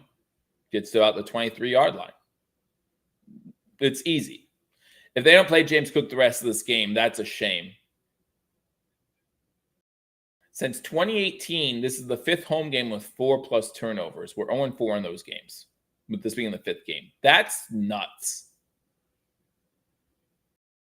That's nuts. Shotgun 4 wide.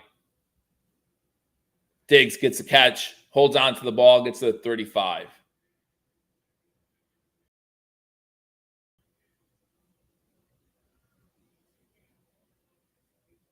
Third catch of the game.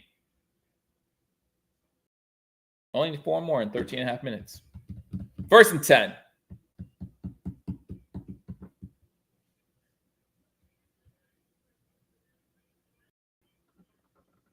Bills under Allen under center. 3 wide receivers top of the screen. Diggs goes in motion to the bottom. So now he's alone at the bottom with 2 on top.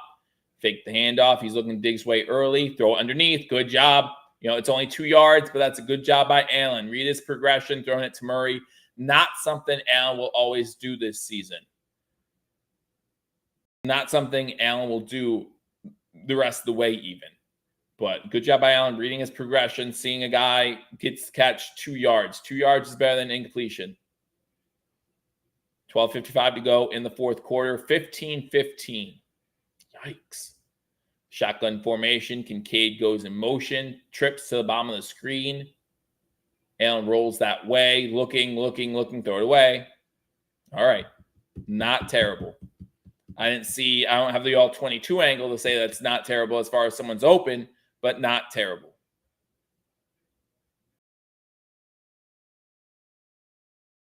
Hey, it's nice to have a wide receiver that doesn't drop balls that fall, or a guy who catches the ball.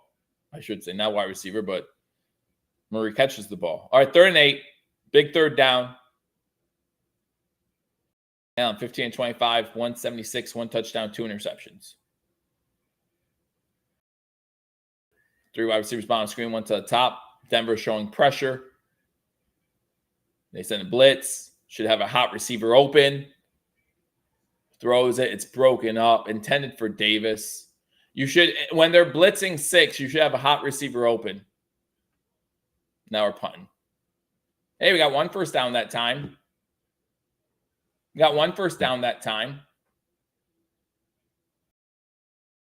A little behind Davis, and it's deflected by the Broncos. No chance for a catch there. Not since he can't. So he's getting pressure at his feet, so he can't, step into that throw. Sam Martin punting. Not too many punts for Sam Martin today, considering our 4 turnovers. Caught at the 20, to the 30, to the 40. Ferguson with a big hit at the 46. So throw a flag here.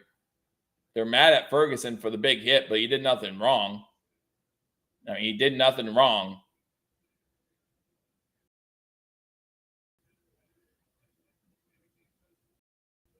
$60 of you in here. Yeah, Mom said hit the thumbs up button. Go ahead, hit that thumbs up button if you haven't already. But again, Denver near midfield once again.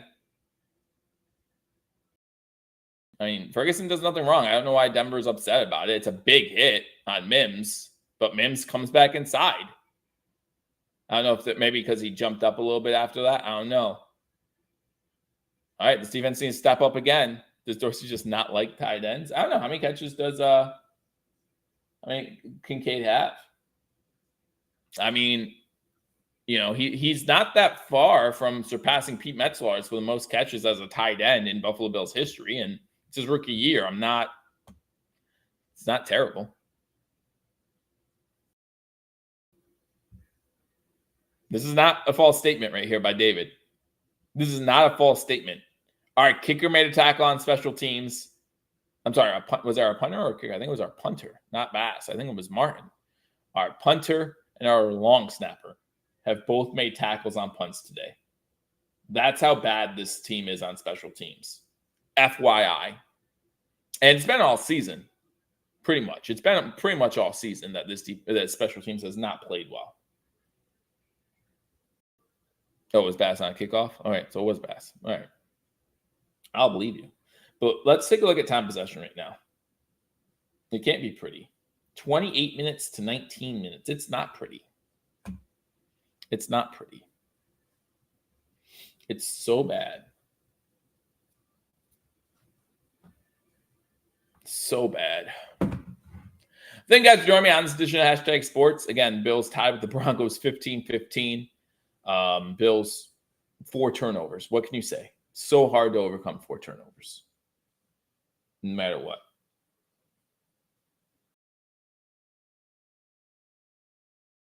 No matter what.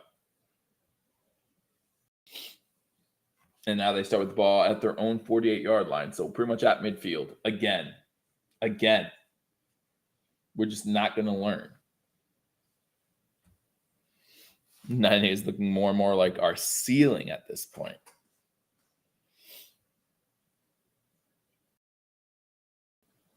Hey, listen, the way this defense is playing, I'm not guaranteeing that Denver gets a first down. I don't know. But what I know is they're starting at midfield again. The difference in average start of field position has to be significant too. I don't know what it is, but it has to be significant in Denver's favor.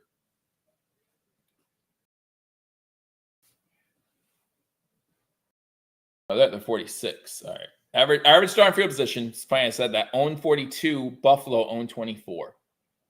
Talking about 18 yards in field position.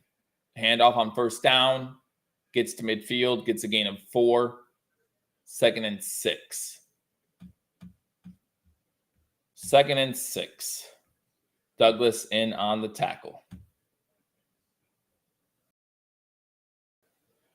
Wins one back, I'm not sure we're going to win another one. Well, again, we're undefeated in true home games. We have another home game next week against the Jets. 4:25, I'll be right here. Join me if you dare. Shotgun formation. Bill said pressure. Oh, looks like a false start.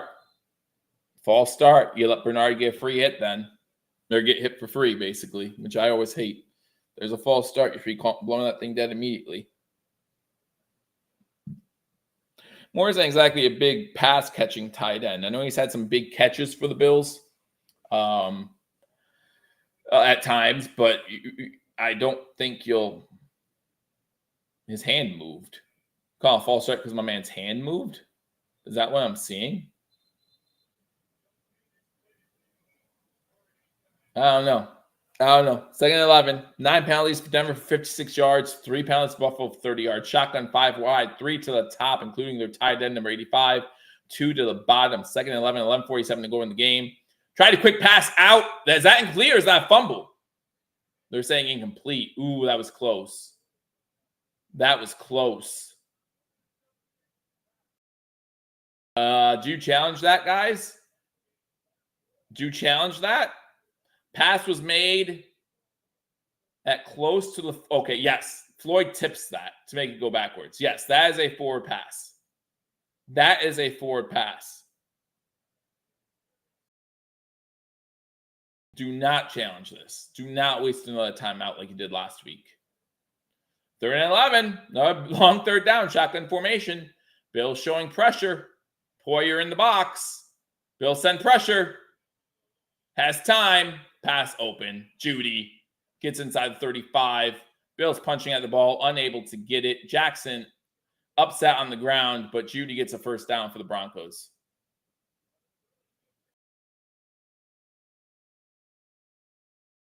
Good job by their offensive line, I guess.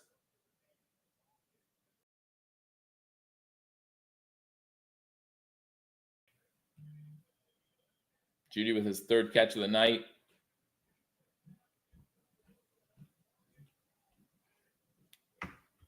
$11 minutes to go in the fourth quarter.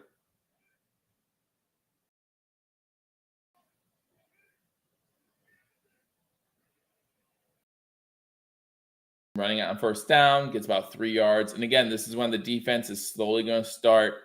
What I say, they were going to score 13 points in the third quarter or in the fourth quarter. This is where our defense starts showing the time possession.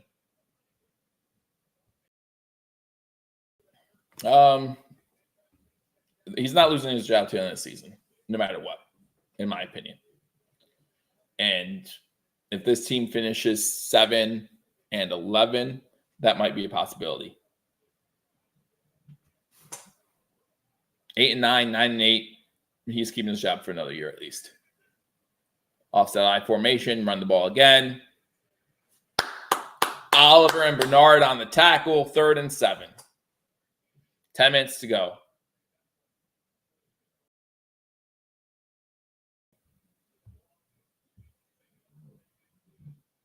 Yeah.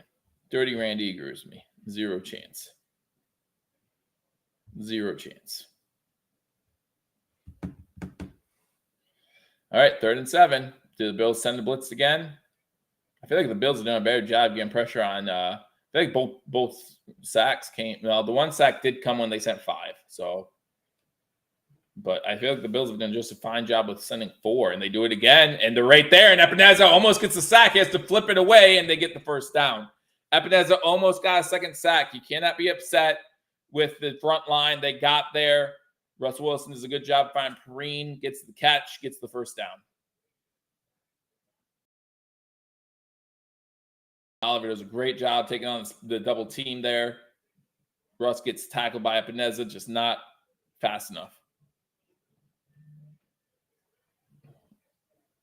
So now whatever the Broncos do here, we have to match it on the next drive. If not, do one better, hopefully. Hopefully we stop them to a field goal and we score a touchdown, win the game. Run the ball on first down, stretching it to the outside, gets to the 20, about 3 yards.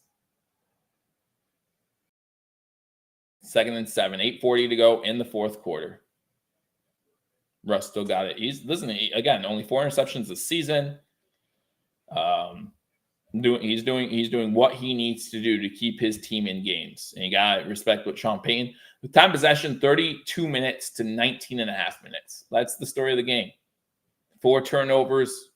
I mean, that big of a difference, 12-minute difference in time possession. This defense is exhausted.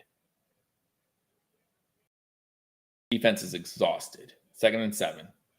All we need is 1 turnover, though. 1 more turnover. Like throws a run back screen.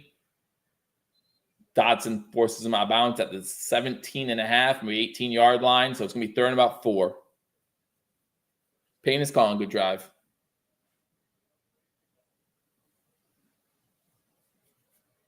Third and 5. I like Denver in the spot, though. Our defense is so tired. So tired. Clock only stops when it's out of bounds at the 2nd and 4th quarter, under 5 minutes. Under 5 minutes. So good question. But the clock will only stop under 5 minutes in the 2nd and 4th quarter. Shotgun 4 wide. Bill's unable to get pressure. Ball comes out. They're saying he's down. They're saying he's down. Clear recovery. So if it's a fumble, there's a clear recovery.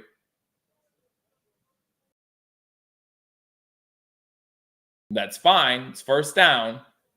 But if it's a fumble, like I said, I like Denver in that situation better. Yeah, he's down. It's close, but he's down.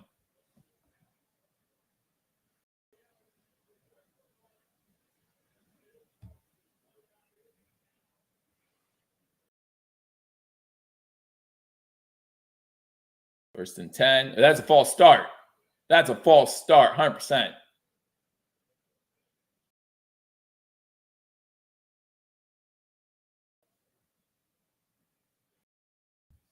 You think it should? That's He still has more time.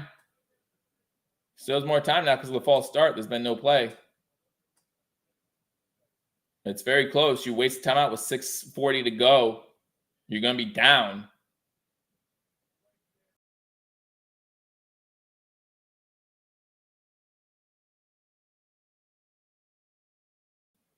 Yeah, I mean, they could challenge the spot, I guess, or the fumble, right?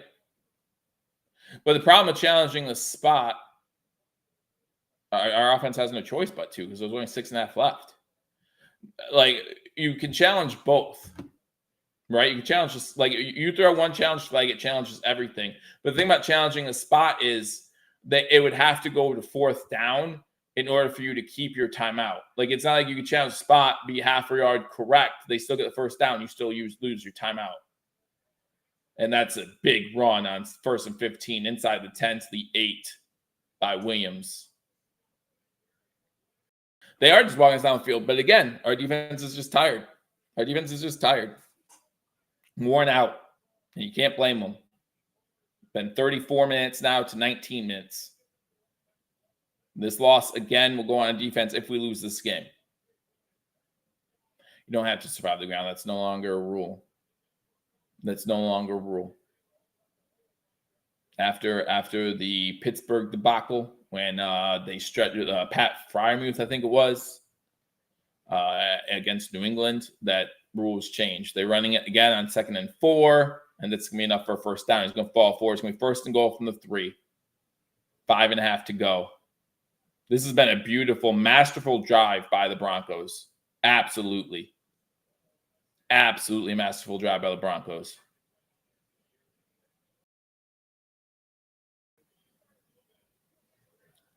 Insane.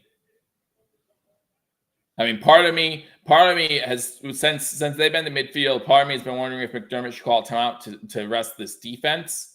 But I know that timeouts are at a premium in this game. They are worse than the NFL in goal-to-goal TD percentage. 1st and goal from 3. Let's see if they get it here. I mean, this is a good situation for them, though. Wide open. Wide open. They throw a running back screen to Williams, and it's wide open. And it's a touchdown, Denver. 21-15. We're not firing McDermott if we lose this game. I'm sorry. Like, I don't know what you want me to say. 12 play, 54 yards, 7-minute, 16-second drive. It looked like the linebacker was supposed to come out. Bernard's supposed to cover the running back, and he gets knocked down in the mix of players. So he has no chance of even getting there. Bernard's supposed to be on him, but he falls. He gets mixed up in players. I don't know if bad snap on the extra point. Now a fumble on the extra point. And so now it's 21-15. So now 2 missed extra points by the Broncos.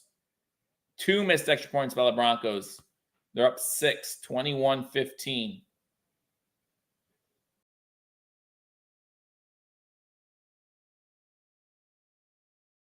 Wow. We got 5 minutes, Jim says. Yes, we do. And if our offense can do what they did in the first half on a 5-minute drive, then I like our chances. But there's no guarantee of that happening here. 21-15. I hope Josh Allen's looking at every single offensive player and say nothing else matters right now except for this drive. What's happened before, there is a reason. There is a reason why your front windshield is bigger than your rear view mirror, because you should be looking forward and not always looking back. You should be careful of what's behind you, but the bigger picture is what's in front of you. Life lesson, guys. Life lesson right here on #sports. Hit that thumbs up button if you haven't already for your life lesson of the day. Here we are, 11 o'clock Monday night, and I'm giving life lessons here. I'm not just talking football. You know what I'm saying? That's how I do. That's how I do here on #sports. If you're not subscribed, hit that subscribe button. I'll give you more. I'll be live next week. Yes, the Broncos are trying to let us win this game. They really are. They really are. Again, John, I'm not talking playoffs. I'm talking about beating the Broncos. Beat the Broncos. That's all I want right now. Beat the Broncos. This team, you are correct. This team will not win a playoff game. The issue is we have 7-8 weeks till the playoffs start. Plenty of time for things to change. What if Jaquan Jones comes back like he wants to? Like that changes everything. Oh, thanks, Jim. I appreciate that. Much love to you, buddy.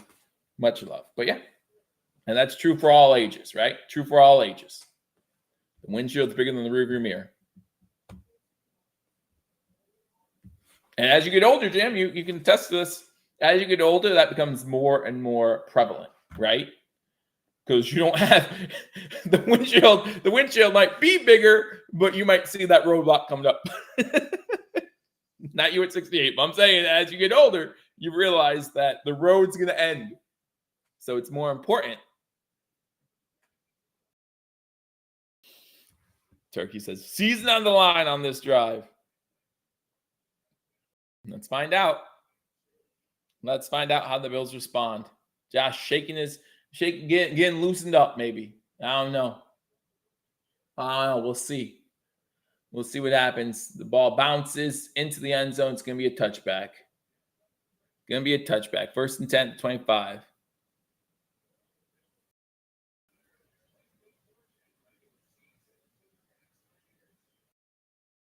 I don't know what we're playing Wheel of Fortune for. I don't know.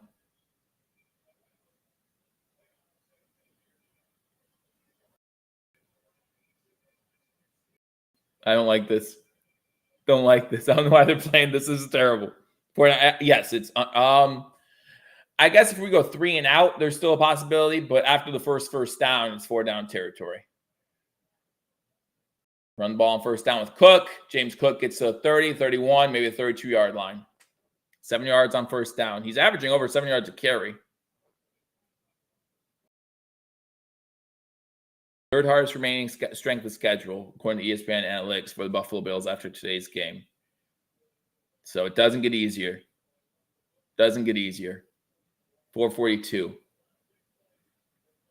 You might go 4 and out because this defense can't handle to be back on the field. 1st down. Cook fumbles again, but he gets it. 50, 45, 40, 35. It's a foot race inside the 30. Come on. Come on. Big play. Thank goodness that ball bounced right back to him. Thank goodness that ball bounced right back to him. Whoo!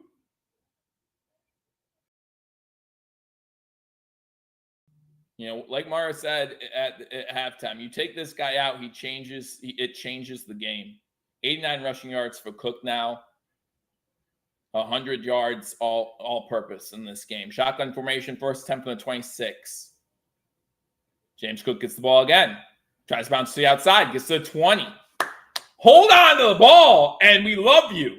Hold on to the ball, and we love you.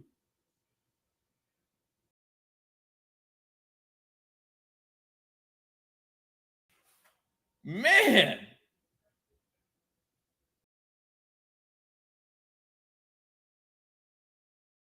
Ten rushes for 95 yards. This is a quick drive, though, guys. That's the only scary part. The only scary part is now this becomes a quick drive. So you take time if you can.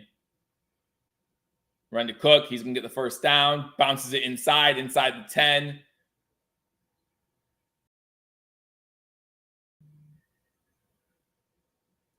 I mean, they need a field goal to win. Under 3 minutes to go, they need a field goal to win if we get it in. And can we trust this defense to hold them? You better kick the ball out of the end zone. That's for dang sure. Don't let them return it.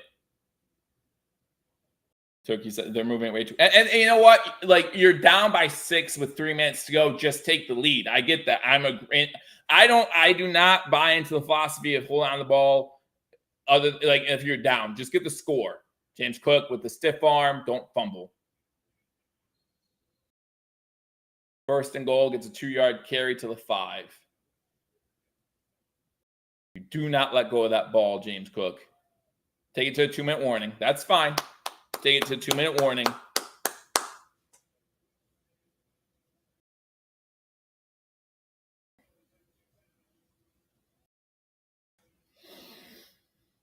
All right, here we go. Remember the Broncos had to use the timeout early in the 3rd quarter. Remember that? So they only have 2. Yeah, if you're the defense right now, you're getting oxygen. You're getting ready. I mean, already this drive has been, 3:06. So after, you get the 2-minute warning break here. But I'm all about scoring on the next play. All about scoring on the next play. Kick the extra point, go up a point, and then you have to trust your defense at that point, right? You have to trust your defense at that point. Don't do anything stupid. It's second down. If this game ends on a turnover, I'll be so mad. If this game ends on, I'll be mad if we lose, right? I'm mad if we lose. I get that. But if this game ends on a turnover, I'll be so much madder than if it ends on a turnover on downs or a field goal at the end of the game by the Broncos. Like, I feel like the maddest I will be right now at this moment is if we lose this game by turning the ball over on anything other than fourth down. If we turn the ball on fourth down because Josh Allen's facing pressure and he just throws it up, then that is what it is. But punch this ball in so I don't have to worry about it. Josh up middle twice. From the 6, that's tough. That's tough. Especially since they're doing it from shotgun if they do that. Not what I would do, but that's the truth. So, second and goal. 3 chances to get in from the 6. I don't want to see another pass attempt by Josh Allen. I would love seeing a pass attempt from Josh Allen if Dorsey knew how to use Shakir like Dable did Beasley. I wouldn't mind a pass attempt in that situation. You run Beasley on the, or I'm sorry, Beasley. You run Shakir on the outside. You run trips to the top, to the far end, wherever the far end is. Top, bottom, doesn't matter. You run trips to the far end. You have Diggs in the slot, Davis in the middle, or hell, no, you have Diggs in the slot, Kincaid in the middle, and Shakir on the outside. You have Davis on the other side of the field, and then you run Kincaid and Diggs up, and you run a in and out route by Shakir, right? Shakir should pass over Diggs and Kincaid in front of them, and then as he cuts back towards the sideline, be behind them.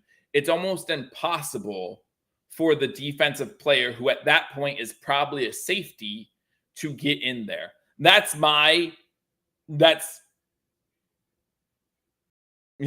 on the bench.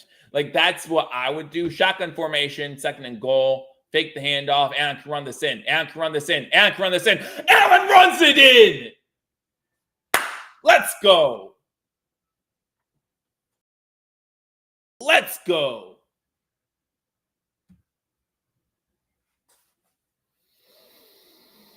Six plays, 75 yards, 3 minutes and 11 seconds. Remember that the defense also got the 2-minute warning in there. Probably not the break they wanted or needed, but it's the break that's going to have to do. Not a chance to catch Allen there. And Allen is now second in NFL history in games where he has both passed and rushed for a touchdown. And you could say what you want about Josh Allen, and I'll probably agree with you on most of it. I really will. He has not played a good game. I put 2 turnovers. I'll say I put 2 turnovers on Josh Allen. That Davis interception I don't put on him. The other interception I do. Actually, so yeah, there's 2 interceptions, right? And the fumble. So maybe 3. But superstar players are able to make superstar plays when needed the most. And he just did that. I'm not saying I rank Allen top 5, top 10, whatever. I'm saying that he just did what a superstar player does at the biggest moment in the game. That's what he did. And you can hate Josh Allen, you can love Josh Allen, but that's what he did on that drive. And listen, James Cook helped. Need a strip sack. I would love a strip sack. End this game right now with a pick 6. Whatever you want to do to end this game, just end it. First lead of the game for the Bills after the extra point's good. I didn't even see the extra point go in, I don't think. It would be 24-22, Ryan. It cannot be 24-21. It would be 24-22. Yeah, Ryan fixed it. Ryan's still the pessimistic Bills fan, right?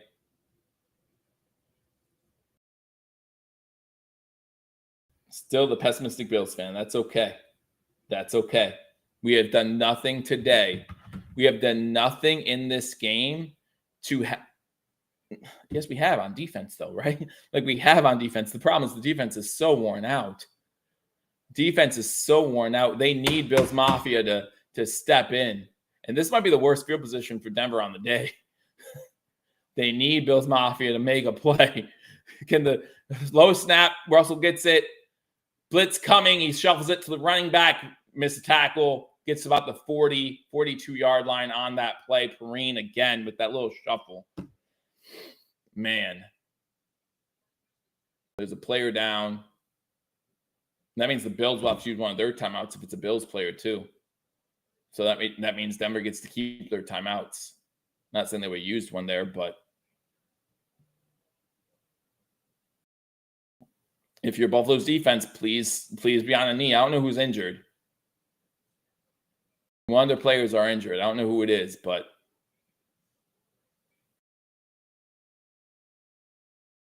I can't see who it is because of all the personnel around him. So it's going to be 1st and 10 Denver.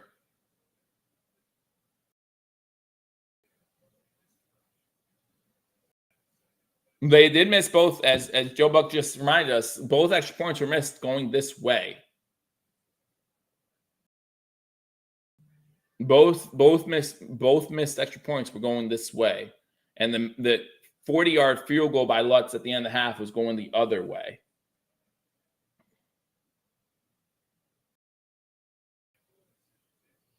Cam Lewis was the injured player. That's the second time he's been taken off the field due to injury today. He's able to walk off under his own power. He's holding his arm.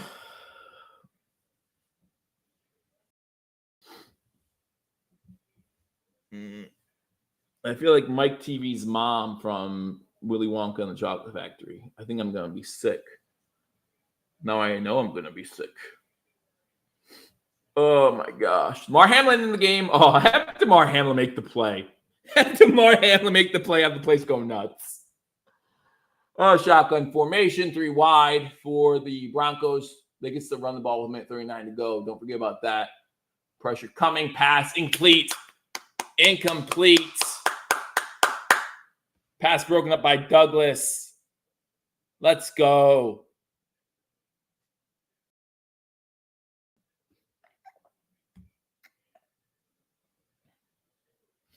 Oh, come on. Good coverage by Douglas on Sutton. So he's been covering Sutton all day, shadowing him, as Mario talked about halftime. Guys, don't forget Mario Paul joining you for postgame right after this one. Wilson shotgun formation, 4 wide, to the top, to the bottom. Bills have 6 guys at the line of scrimmage. Bills send 5. Russell's going to have to step up. Unable to get much. Williams on the tackle. Going to be 3rd and about 5. Remember, this is 4 down territory. Everything's 4 down territory for the Broncos at this point. 3rd and 5. Bills still have 2 timeouts. They had to waste one on that injured player. So if the Broncos do get in field goal range, we could try to save some clock. Wilson throws it to Perrine again. Gets into Buffalo Bills territory, down at the 45. Inside a minute. And before one, this loss is not blamed on this defense, man. Shotgun formation, 4 wide again. Pass tipped at the line, still gets it to the receiver. Inbounds, though. Good tackle by Hamlin. Keeps them in bounds. Denver has to use their second timeout. And they want to save that 3rd one. They probably want to try to save that 3rd one for the field goal attempt. I mean, from here, you're talking about a 60-yard kick.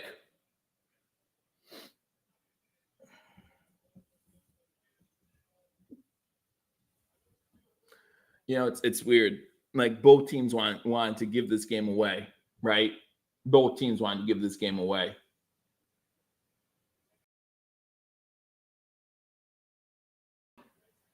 You have 2 missed extra points by the Broncos. You have 4 turnovers by the Bills. So many penalties. I think you have 10 or more penalties by the Broncos in this game.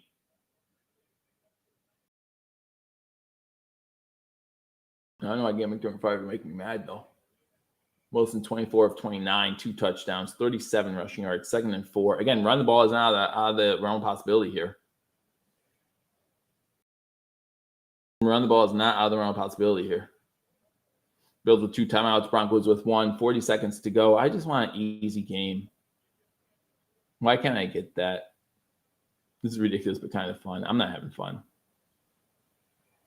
Bill sent pressure. Bill sent a blitz, all out blitz on Wilson. It's going to be 3rd and long, way out of field goal range. Oh, my gosh. Oh, my gosh. Who gets the sack? Who gets the sack? Give me Von Miller gets half the sack. It doesn't matter. Diggs ain't getting 5 receptions in 35 seconds, is he? Timeout by Denver. They have no more timeouts either. Epineza tried to rip the ball out. That's at the 46-yard line. Such a big play. Now, don't ruin it. Don't ruin it. Good job by Wilson just holding on to that ball, to be honest with you. They have no timeouts left. That's their last timeout. That's their last timeout. So just don't give it all back, though. I mean, there's still 35 seconds. So there's plenty of time to spike. Well, you can't spike it unless you get the first down, 3rd and 10. But there's still plenty of time to get up. They did it right before the end of the first half, right? They got up, were able to get a field goal. Ball on the 45. Impossible to kick a field goal from here, but give them 6 yards, and they're going to try it. There's still 35 seconds. That's plenty of time. Bills down all up blitz again. Wilson throws it up. Pass interference. Pass interference on Buffalo on Johnson. That's easy pass interference. That's easy pass interference. That's ball game. That's ball game. That's ball game.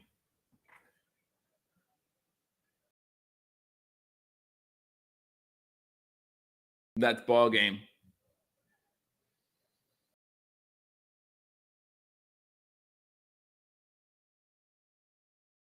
I hate the fact that underthrow causes pass interference like that all the time. But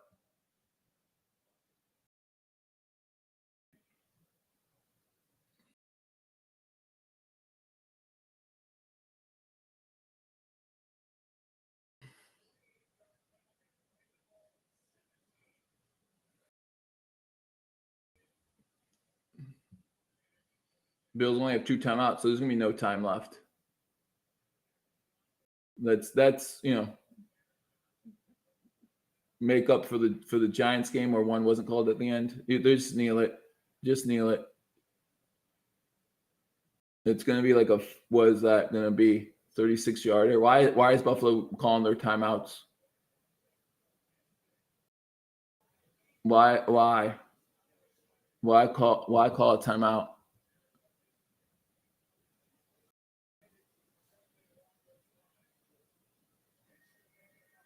Spin says extra point distance.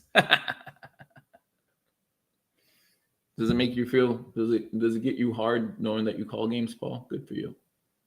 Good for you. I'm so happy for you. You should pat yourself on the back. Good job.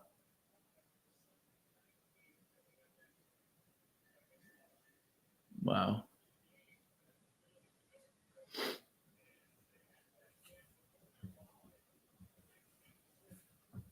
Wow. I think it was the right blitz too. You do the same thing, got you the sack. Russell Wilson just throws that ball up, hopes for the best. He underthrows it, and the receiver tries to come back to the ball, and the defender's there. And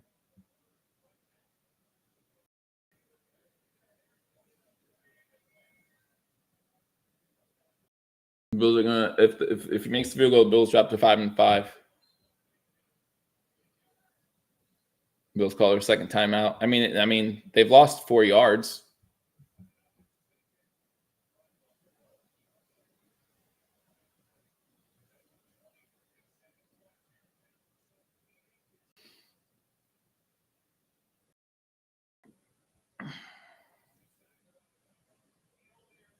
Why can't they knee it now? Wasn't it third down?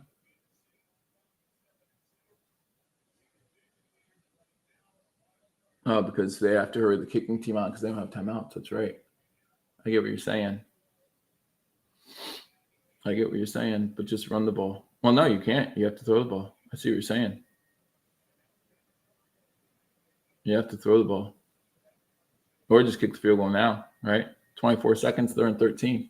I would kick the ball now if I'm Denver. I'd kick the ball now if I'm Denver.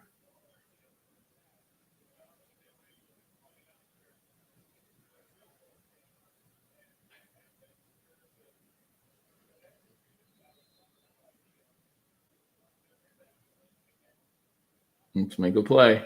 See what happens.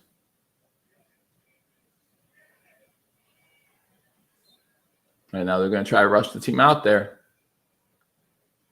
Hey, I like this. I think this was a big mistake by Denver. They have to try to hurry this up. 41-yard attempt for the game. He missed it! Oh my gosh, he missed it. No way. There's a flag.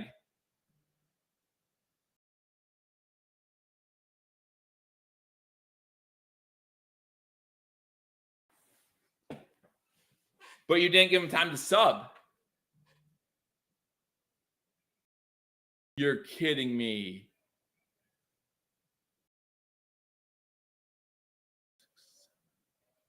I don't see 12.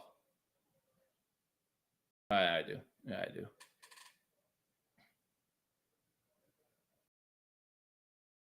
You've got to be kidding me. Now that deserves to get McDermott fired. Now you have plenty of time because the clock stops. That's it. That's game. There's no way he's missing this. Yep. Kicks up, kicks good. That's game. Broncos win.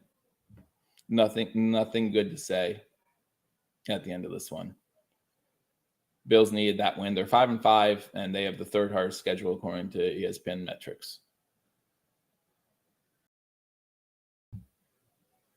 Nothing good to say. Join Paul Mario after the game. That's fine. Too many players on the field. You got to be kidding me. That is a fireable offense, in my opinion. You have to practice that, right? You have to practice that. And who's the 12th guy? It probably will never.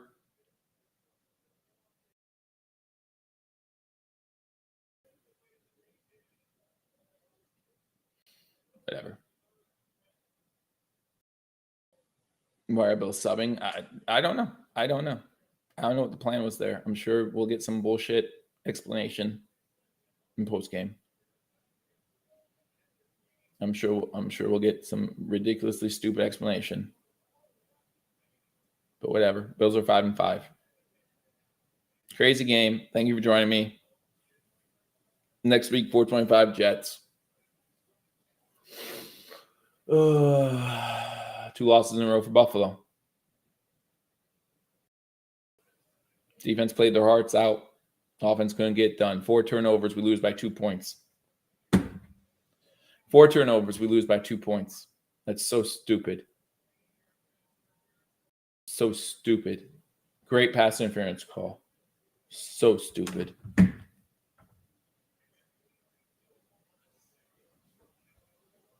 So dumb.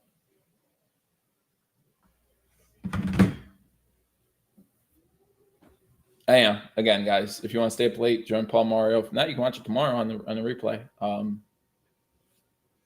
Bills are 5-5. Broncos with the victory. I think they moved to 4-5 now with the victory. So maybe they put themselves back in the hunt to some degree. I don't know what their schedule looks like, but now we got the Chiefs coming up, got the Eagles coming up. I don't know if we're going to beat the Jets next week even.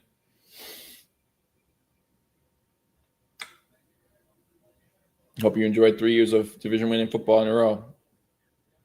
We'll see what happens the rest of the way, but this team ain't going to do it. We need something better than what we saw tonight. Yeah. Have a good day. Have a good night. and I'll see you soon. Until I do, go Bills.